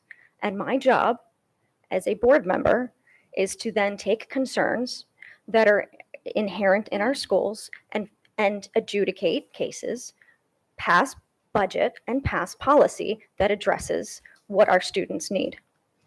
To that end, there were a lot of complaints about this issue. One of the first conversations I had with some board members was over the disruption of certain things that were going on in schools relating to flags. So the genesis of this policy is because of concerns that were brought to me. And then as we saw in the beginning of the year, we had students who wanted to have a red, white, and blue day and were told that they were not allowed to do that. So it has been inconsistent already. As a result of these inconsistencies and concerns, I asked the policy committee to please create a policy. And I think that this was very well done, and I appreciate the efforts of the policy committee. Thank you. Thank you. Ms. Ellis. Thank you. I'm really just speaking to say that I don't feel it's the appropriate time to speak. We are our own first reader. I am a member of the policy committee, and it's very important that people understand this process. The entire time I've been on the policy committee, I don't believe there's been a single policy we have not brought forth to the board except for one that I can recall. And I think that was because, if I recall, the committee determined that it was rather redundant with policy that we already had, and we just incorporated it into those policies. So I'm just giving a little bit of background for people to understand how policy works. Again, this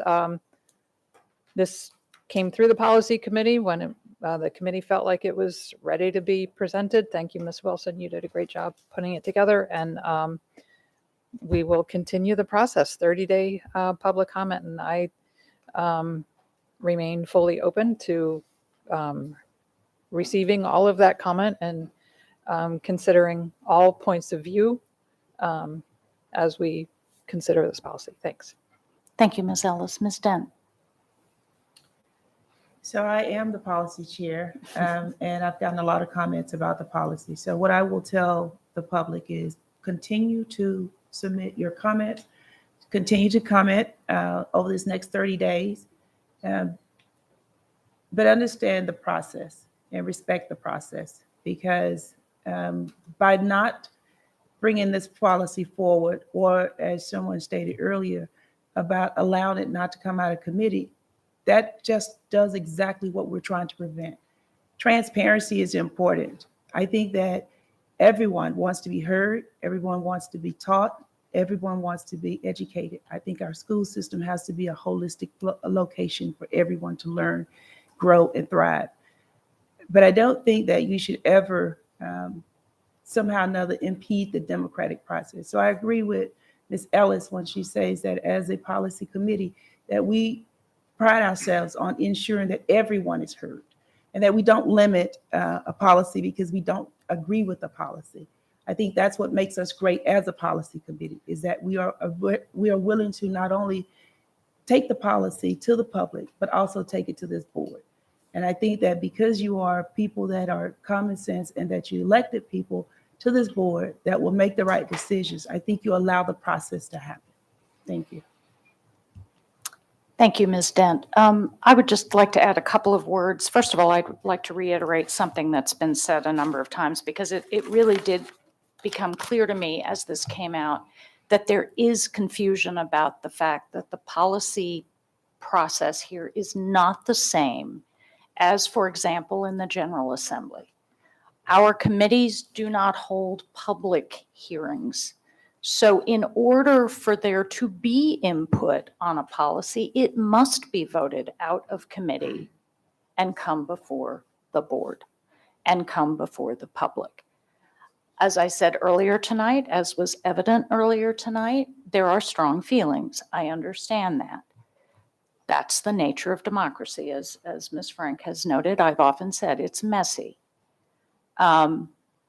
But it's better than the alternative in my view. And the fact remains that we have a process which enables ample public comment opportunities.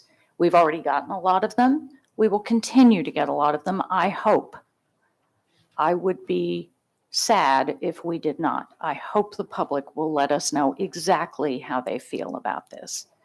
I would say, in many ways, along the lines of some of what Dr. Bedell said, my own approach is first and foremost, are we continuing to build a school system where each and every student feels supported and feels a sense of belonging in their school?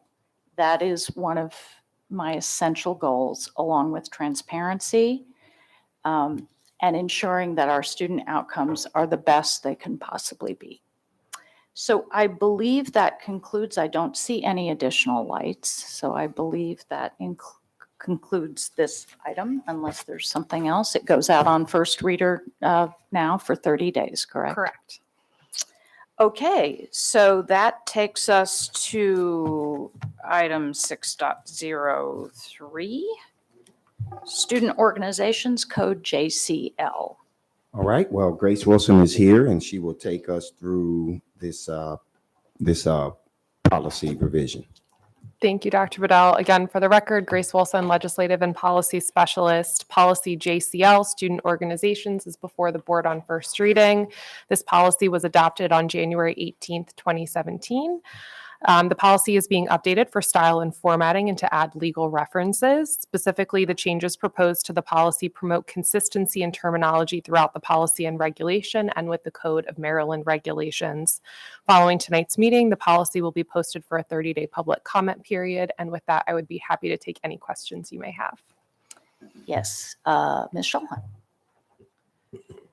Thank you. I got some questions from constituents about the change of wording from groups to organizations. And so I just would like to put that on the public record if you can. Sure. So currently the terms organizations, groups, and clubs are used interchangeably and inconsistently throughout the policy and regulation. There is a provision of the Code of Maryland Regulations which governs this action, and that only refers to student organizations. So in an attempt to clean up the regulation and policy and to promote consistency with our Maryland regulations, I decided to only use the word organization moving forward to apply to all of these groups and clubs. Fantastic. So it doesn't limit what already exists. Absolutely not. It's just a change in terminology. Excellent. I think that was all that I had on this particular one. Thank you so much. Of course.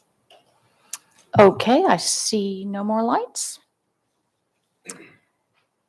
So that moves us on to item 6.04, Eastport Elementary School Stormwater Water Management Inspection and Maintenance Agreement. Dr. Bedell.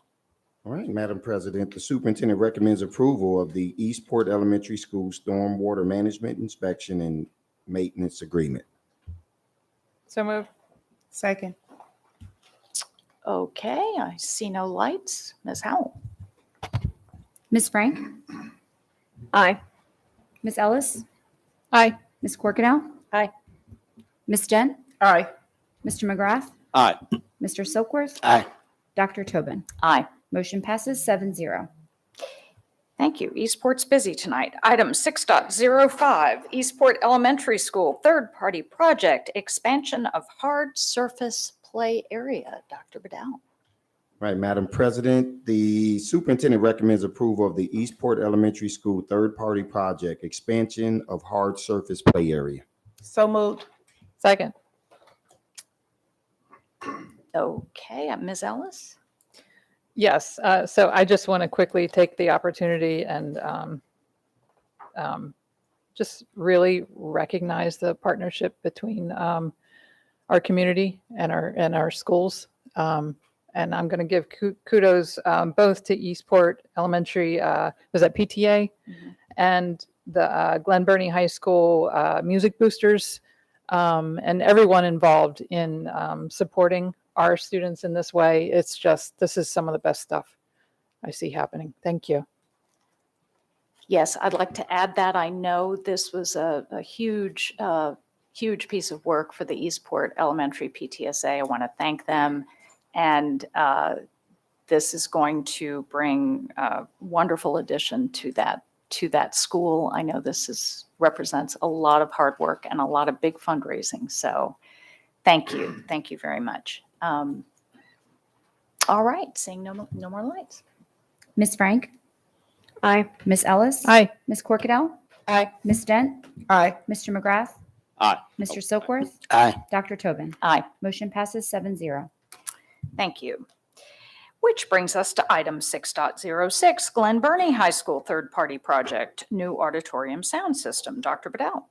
Madam President, the superintendent recommends approval of the Glen Burnie High School third-party project, new auditorium sound system. So moved. Second. Okay, I see no lights. Ms. Howell.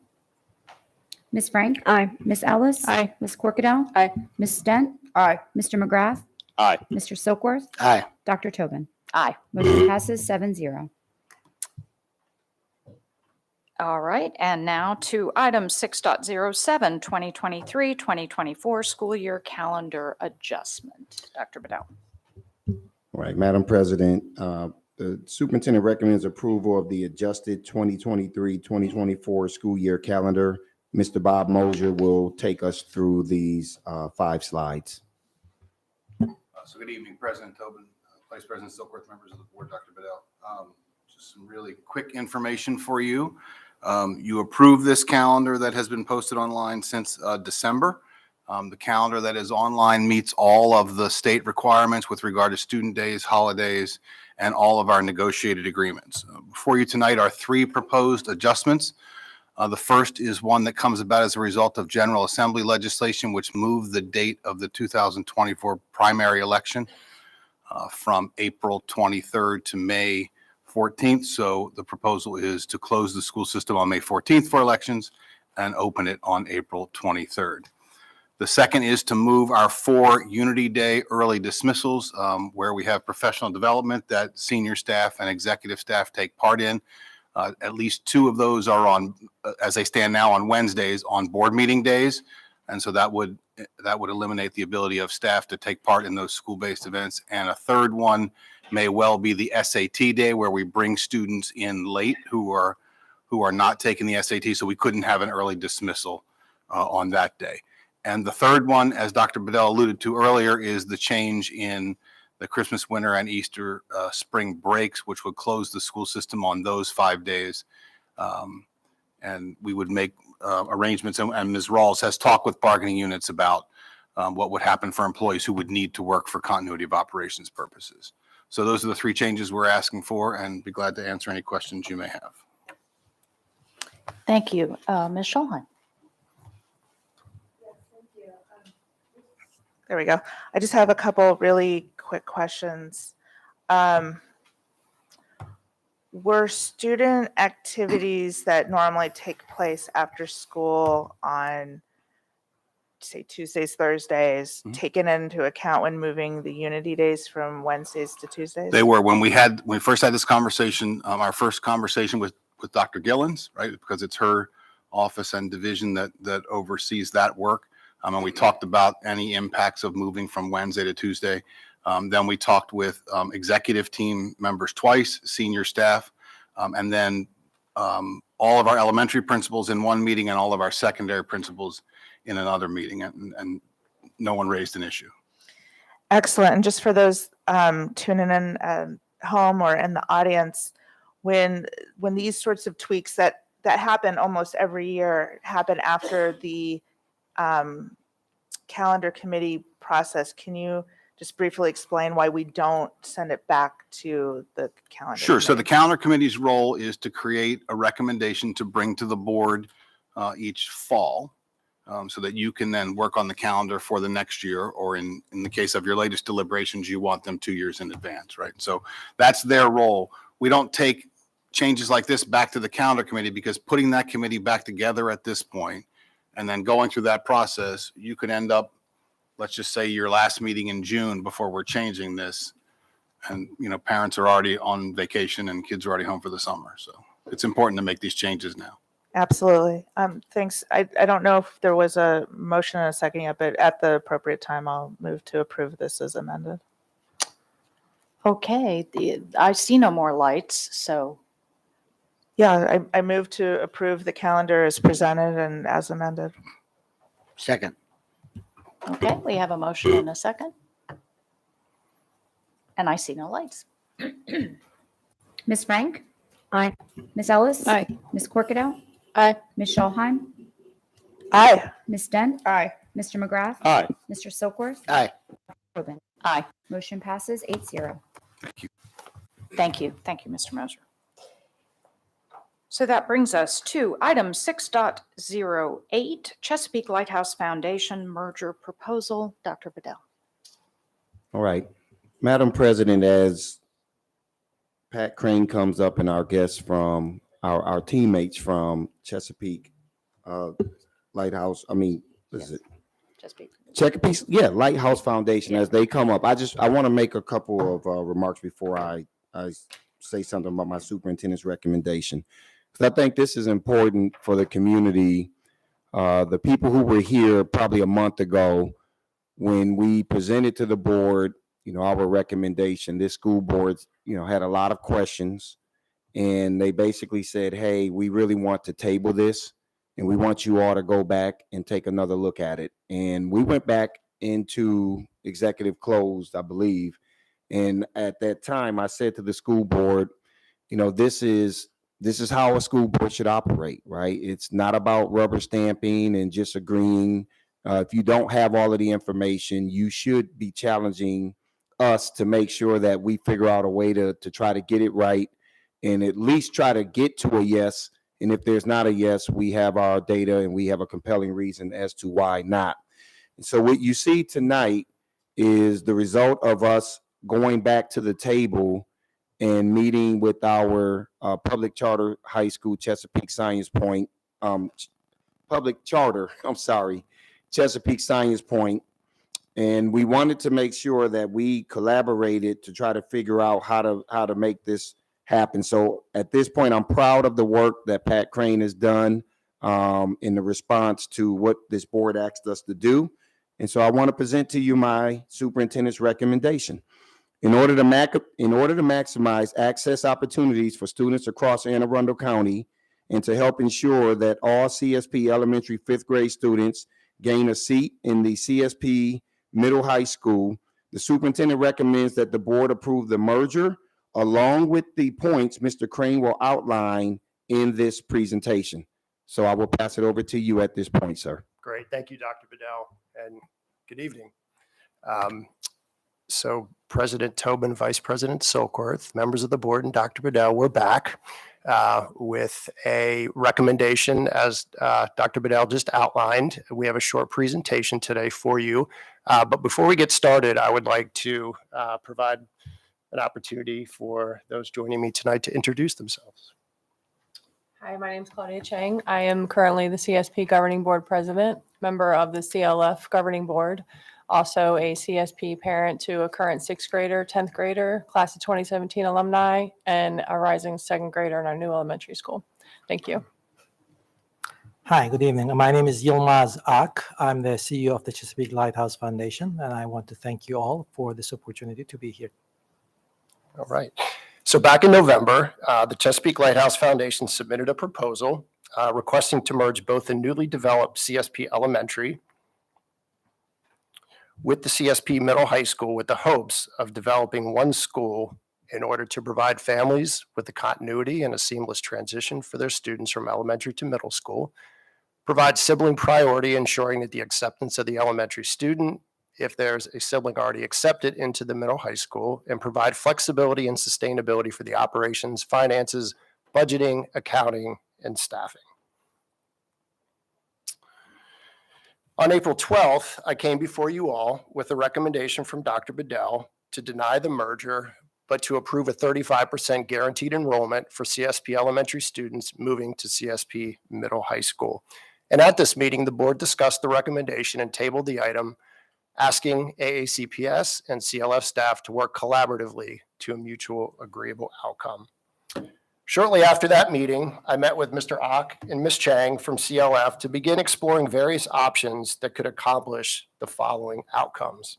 Number one, we wanted to ensure that all CSP elementary 5th graders gain admission into the CSP middle high, ensure that available seats remain in order to accommodate incoming 6th grade students that didn't go through the CSP elementary program. And finally, make sure that whatever was developed was rooted and allowable under the Maryland Charter School law. We believe the recommendation before you today accomplishes all three of these outcomes. Specifically, Dr. Bedell's recommendation includes an approval of the originally requested merger of both the CSP elementary and middle high school, and a multi-year seat expansion, which ensures that both CSP elementary 5th graders as well as 5th graders that didn't attend the CSP elementary have access to a seat in the middle high school.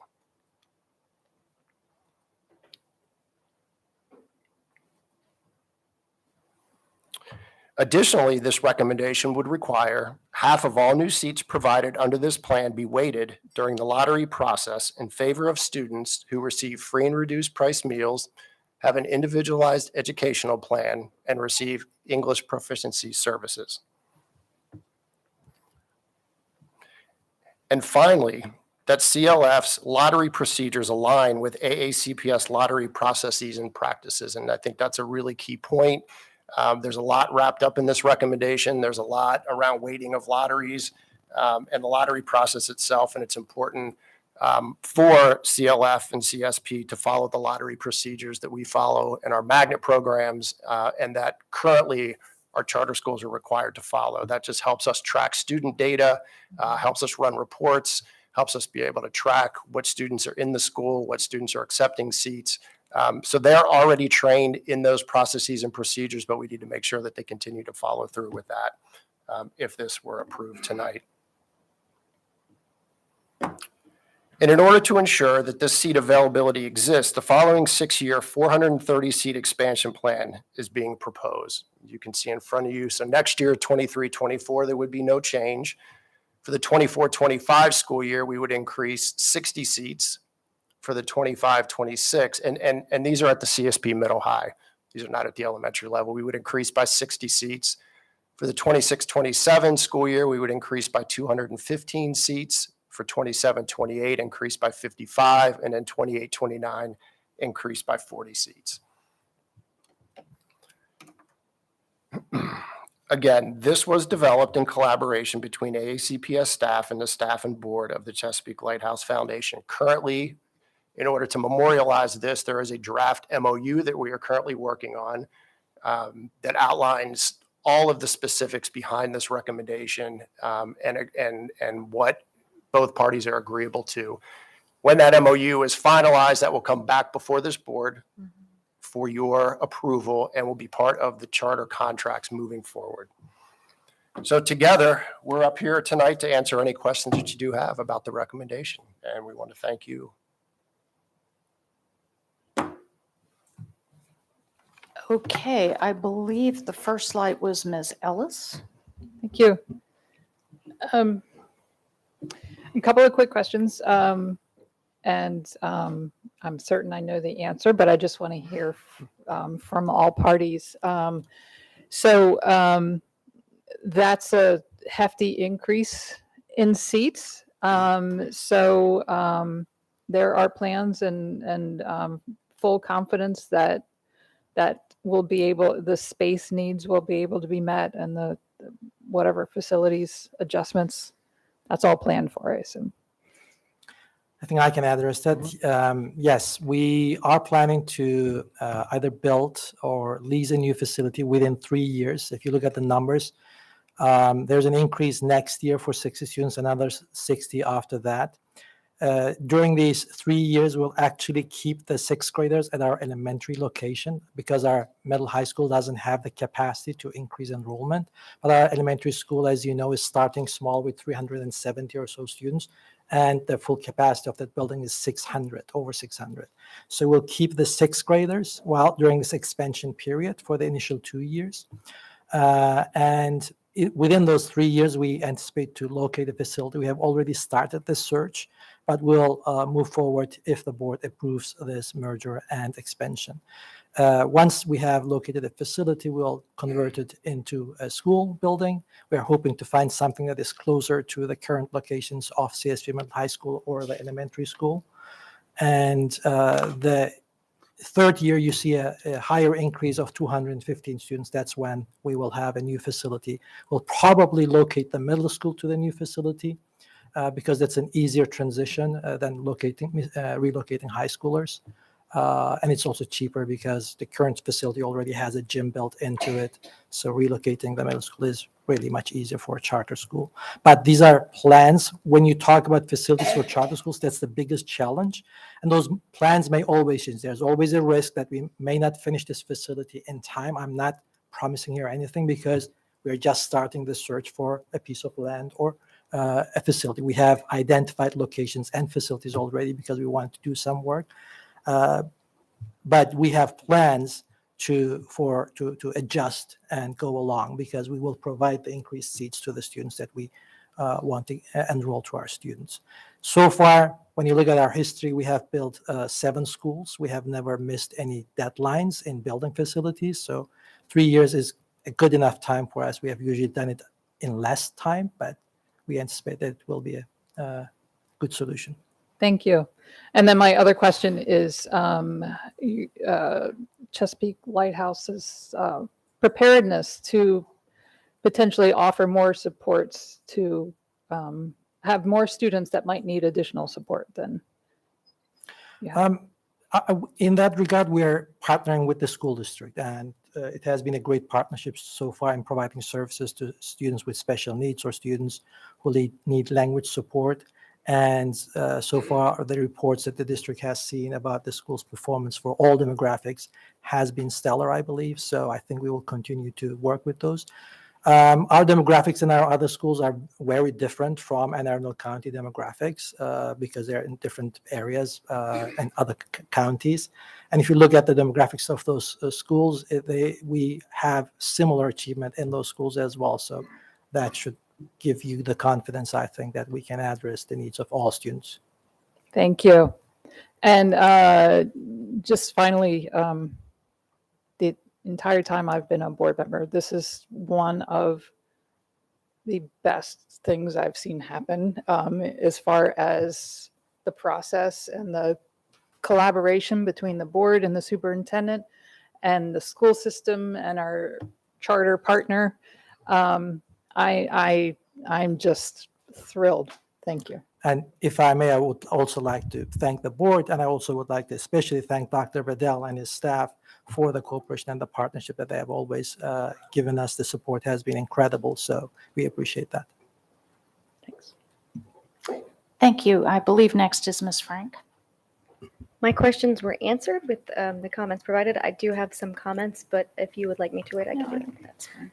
I just also wanted to say how thrilled I was that you were able to come out here tonight and that we got to hear from you. I really appreciate the collaboration, and I agree with Ms. Ellis that I think this was very well done. The merger proposal that we got last time, I really, I wanted to support the efforts, but I wasn't comfortable with that particular merger. And then when I see this, it really encompassed a lot of the concerns that everybody had, and somehow it still worked and everybody seems happy. So I think that we really did get to such a much better place, and I am really thankful that we got there. Additionally, I do want to point out, and it was a comment that I made last time, there is a lottery system.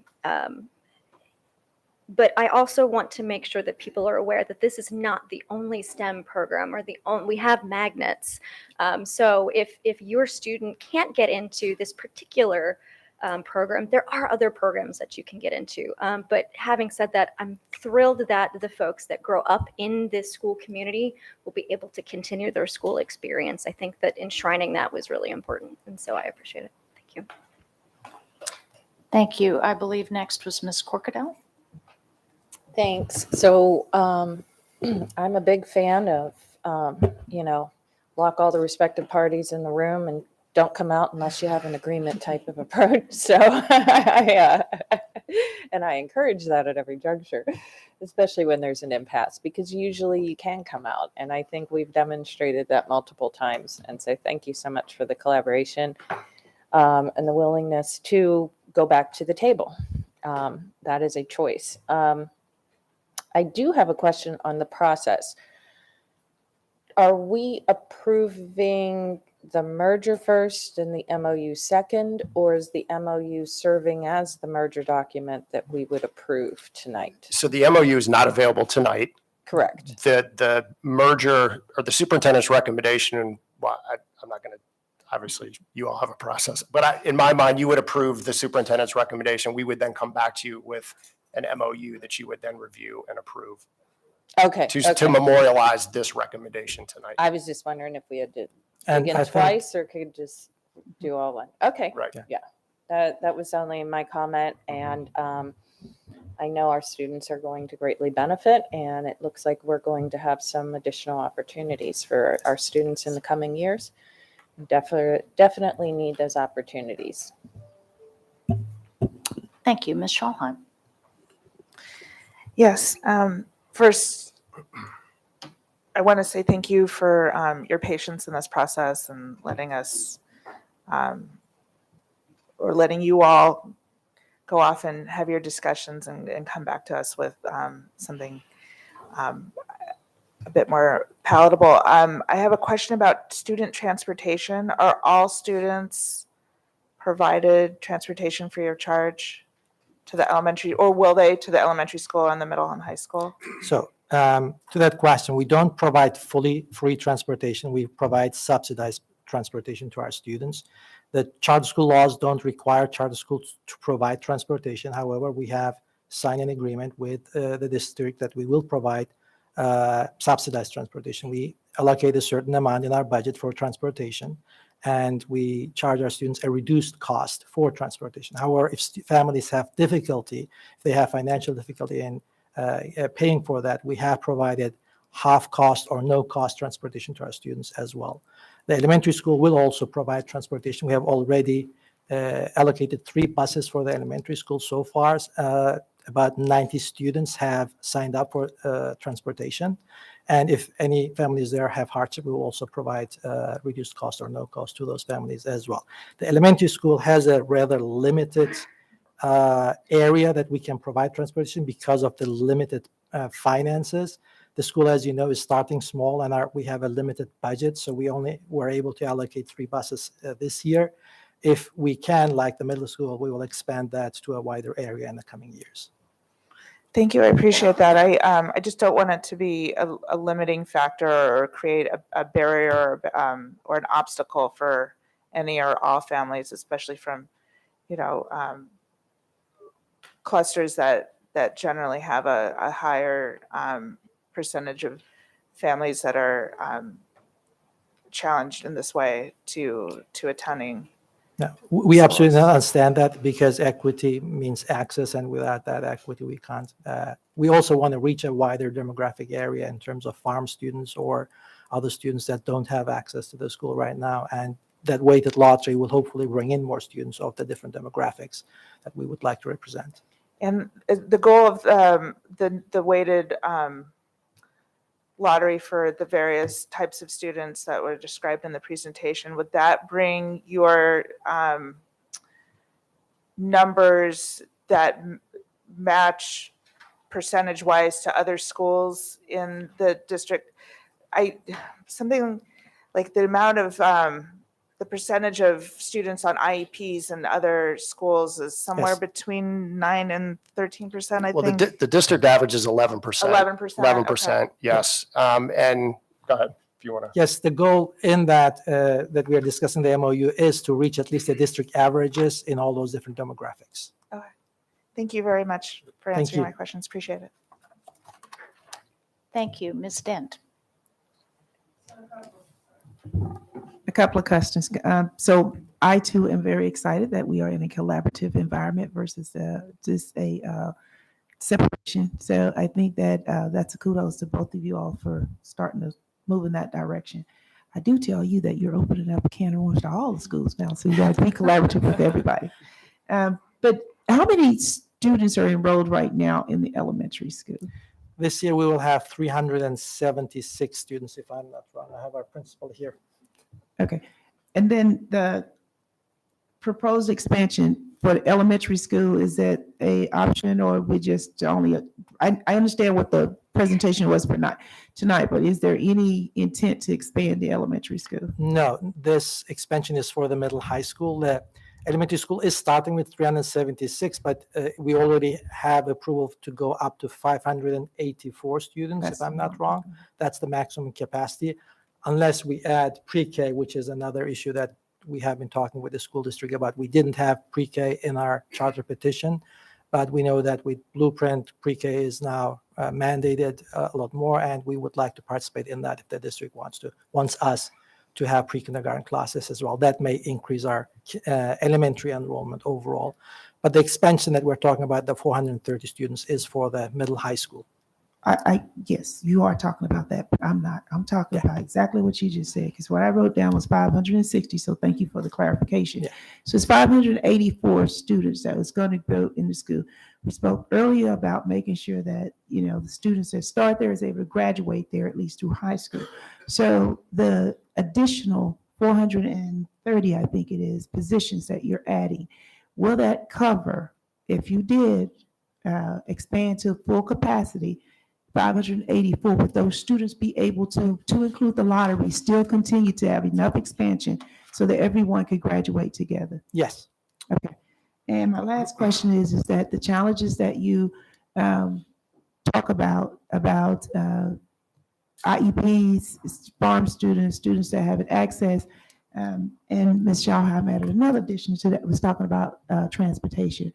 With all of those challenges, are there any unforeseen consequences that we should consider that we need to look at right now as we try to implement this process? And I'm not asking you to, be the forward thinker. I'm asking you to think out of the box about those challenges, because I don't want us to take on a more than we can chew, bite off more than we can chew. I absolutely understand that. I have worked in different states, and I can talk about the different experiences of charter schools. Charter schools in other states have a lot more autonomy, and that autonomy means the charter school has to take care of special education and other issues on their own. Here, our special education department at the school works together under the district special education department. That means a higher collaboration. So we don't make decisions on our own. We always work with the school. And if a student cannot be provided any services at the school, it's not our decision to say that. It's the school district's department chair to make those decisions to look at whether the students can be served at the charter school or another location. So because of the supports here and the greater partnership, special education is actually not as big an issue as it is in other charter schools in other states, where they have the full autonomy. That autonomy comes with its advantages and disadvantages, where you are left on your own, and sometimes some charter schools end up with higher student numbers in those special education environments that they can't handle with because they have a limited budget. So the cooperation here and the partnership here is much bigger. That's why we're confident that it won't be an issue. Thank you. Thank you, Mr. Silkworth. Thank you, President Tubman. I just want to reiterate what many of my colleagues have said. Thank you, Mr. Crane and your staff, Dr. Bedell, and Chesapeake Lighthouse Foundation staff.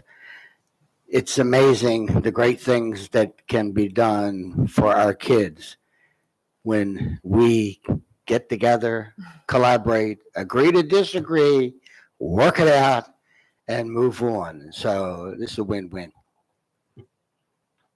Thank you. I just want to add a couple of quick questions before we move forward with this.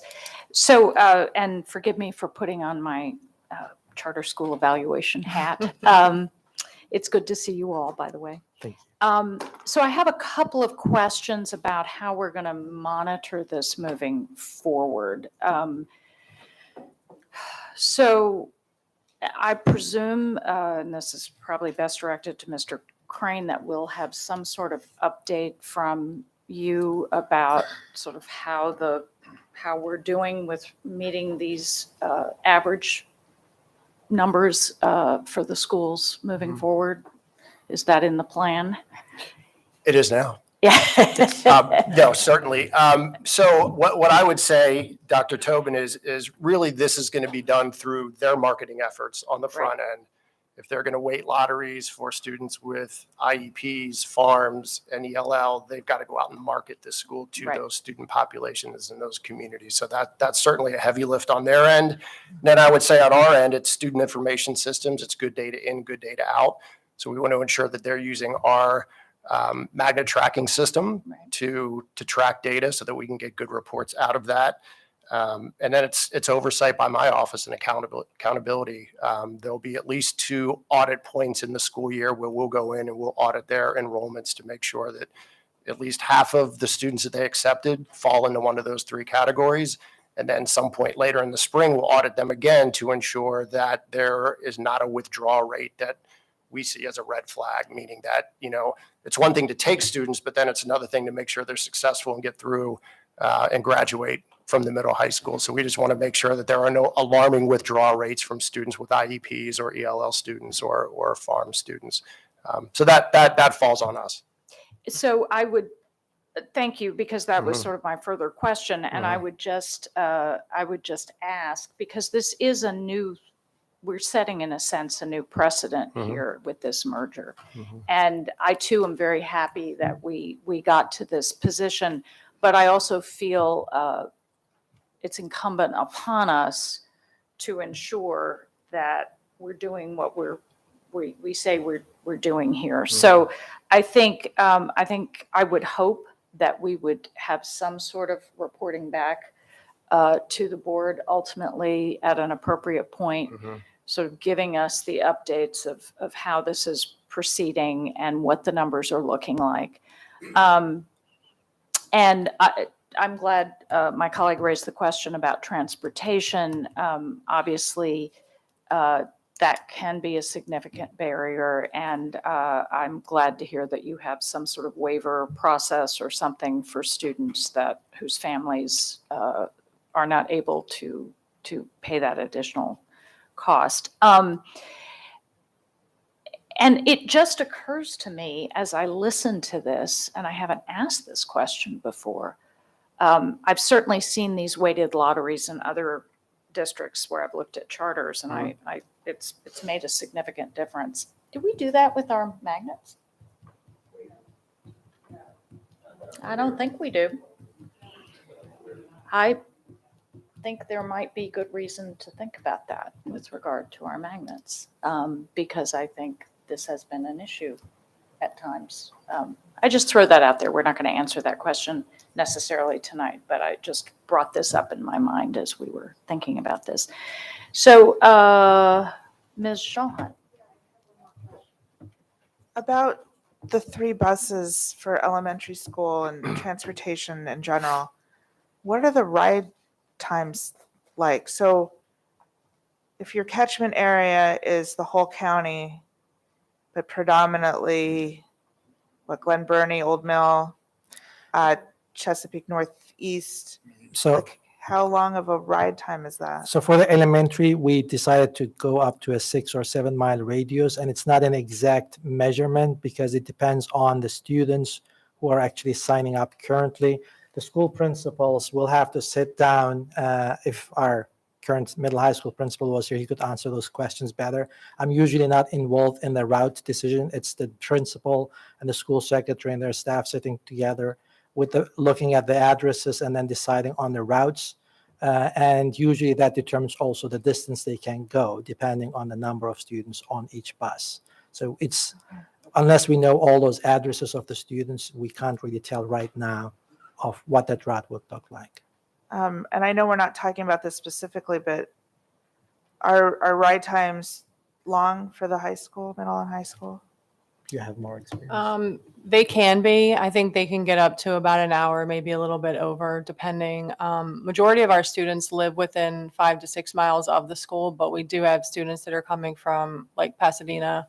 That's probably one of our farthest, biggest areas of population for students. And sometimes they're getting on the bus at 7 to get to CSP at 8. Yeah, I know of at least one student that gets on the bus in the 6 o'clock hour or at 6 and gets to the school at 8. So are there some routes that are hour and a half plus? Longer. They can be, yeah. I'm not familiar with every route. I carpool. A lot of the local parents can carpool. There's a big opportunity for that, and some of the out of area students too. But I mean, providing a bus, for the students that need it obviously is a good thing, but the con is sometimes they have a long ride. Thank you. I So, appreciate that. yeah. Thanks. Thank you, Ms. Ellis. Sorry if I missed. Do we have a motion on the table yet? Not yet. I don't Okay. believe so. I'm prepared to make one, but Okay. yeah, okay. I see no more lights. Okay. I move to approve the merger as proposed. Second.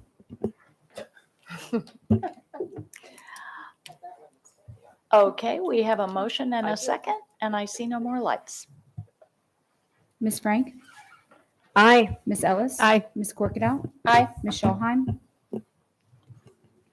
Aye. Ms. Dent? Aye. Mr. McGrath? Aye. Mr. Silkworth? Aye. And Dr. Tobin? Aye. Motion passes 8-0. Thank you. Thank you. Thank you guys so much. I appreciate all the time and effort you guys put into this. I know it was a lot for you too. It was a lot for us, but we're happy to be working with you guys. Dr. Bedell, thank you for all your time and for steering the ship. We appreciate you.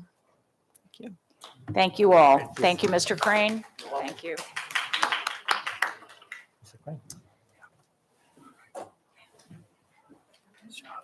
So we've now reached our second, that brings us to section 7. Public comments on non-agenda items, and the same statement holds that I read earlier. I will not take more time to read it yet again. So with that, Mr. David Morseberger, speaking on non-agenda items.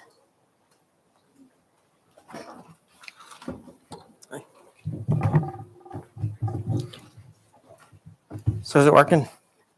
Yep. Okay, hi, I'm David Morseberger from David Seville. First, congratulations, Zach, for graduating, and welcome Superintendent Bedell. We've never met, so first I want to call this under your watch. It's how we gauge our leaders at work. I'm a lifelong resident of Anne Arundel County. I graduated from Brockbridge Elementary, MacArthur Middle, Meade High School, and received my master's in engineering from the University of Maryland. As that lifelong resident and graduate, I find the relative state of our county public schools totally unacceptable. According to the latest U.S. News and World Report, South River High was the highest ranked high school in Anne Arundel County, and it was 23rd in the state.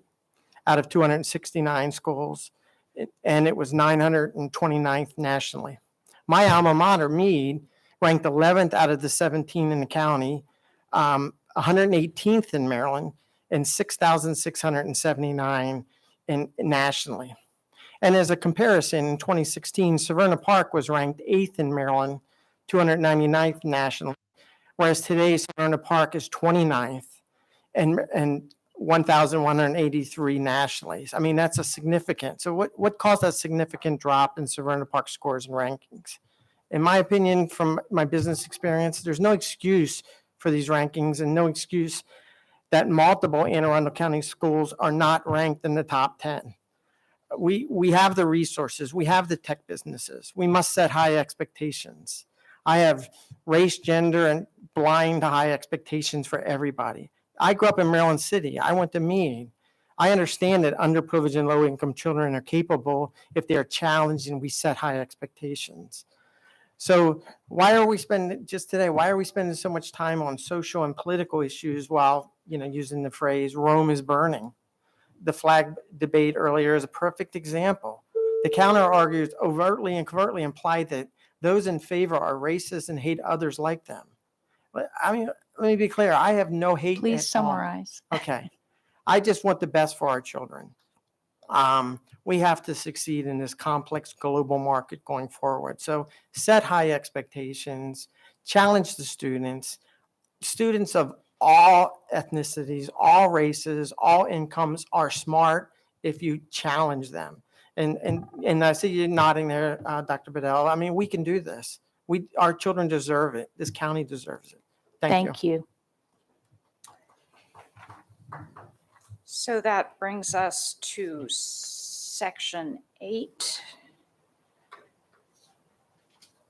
Mr. Silkworth, I believe you have a motion. I do. Madam President, I move that the board go into closed session to consult with counsel to obtain legal advice on a legal matter, to obtain board counsel advice on budget laws and negotiations, to conduct collective bargaining negotiations or consider matters that relate to the negotiations, and to consider matters reported by chief negotiator and discuss supplemental fiscal items.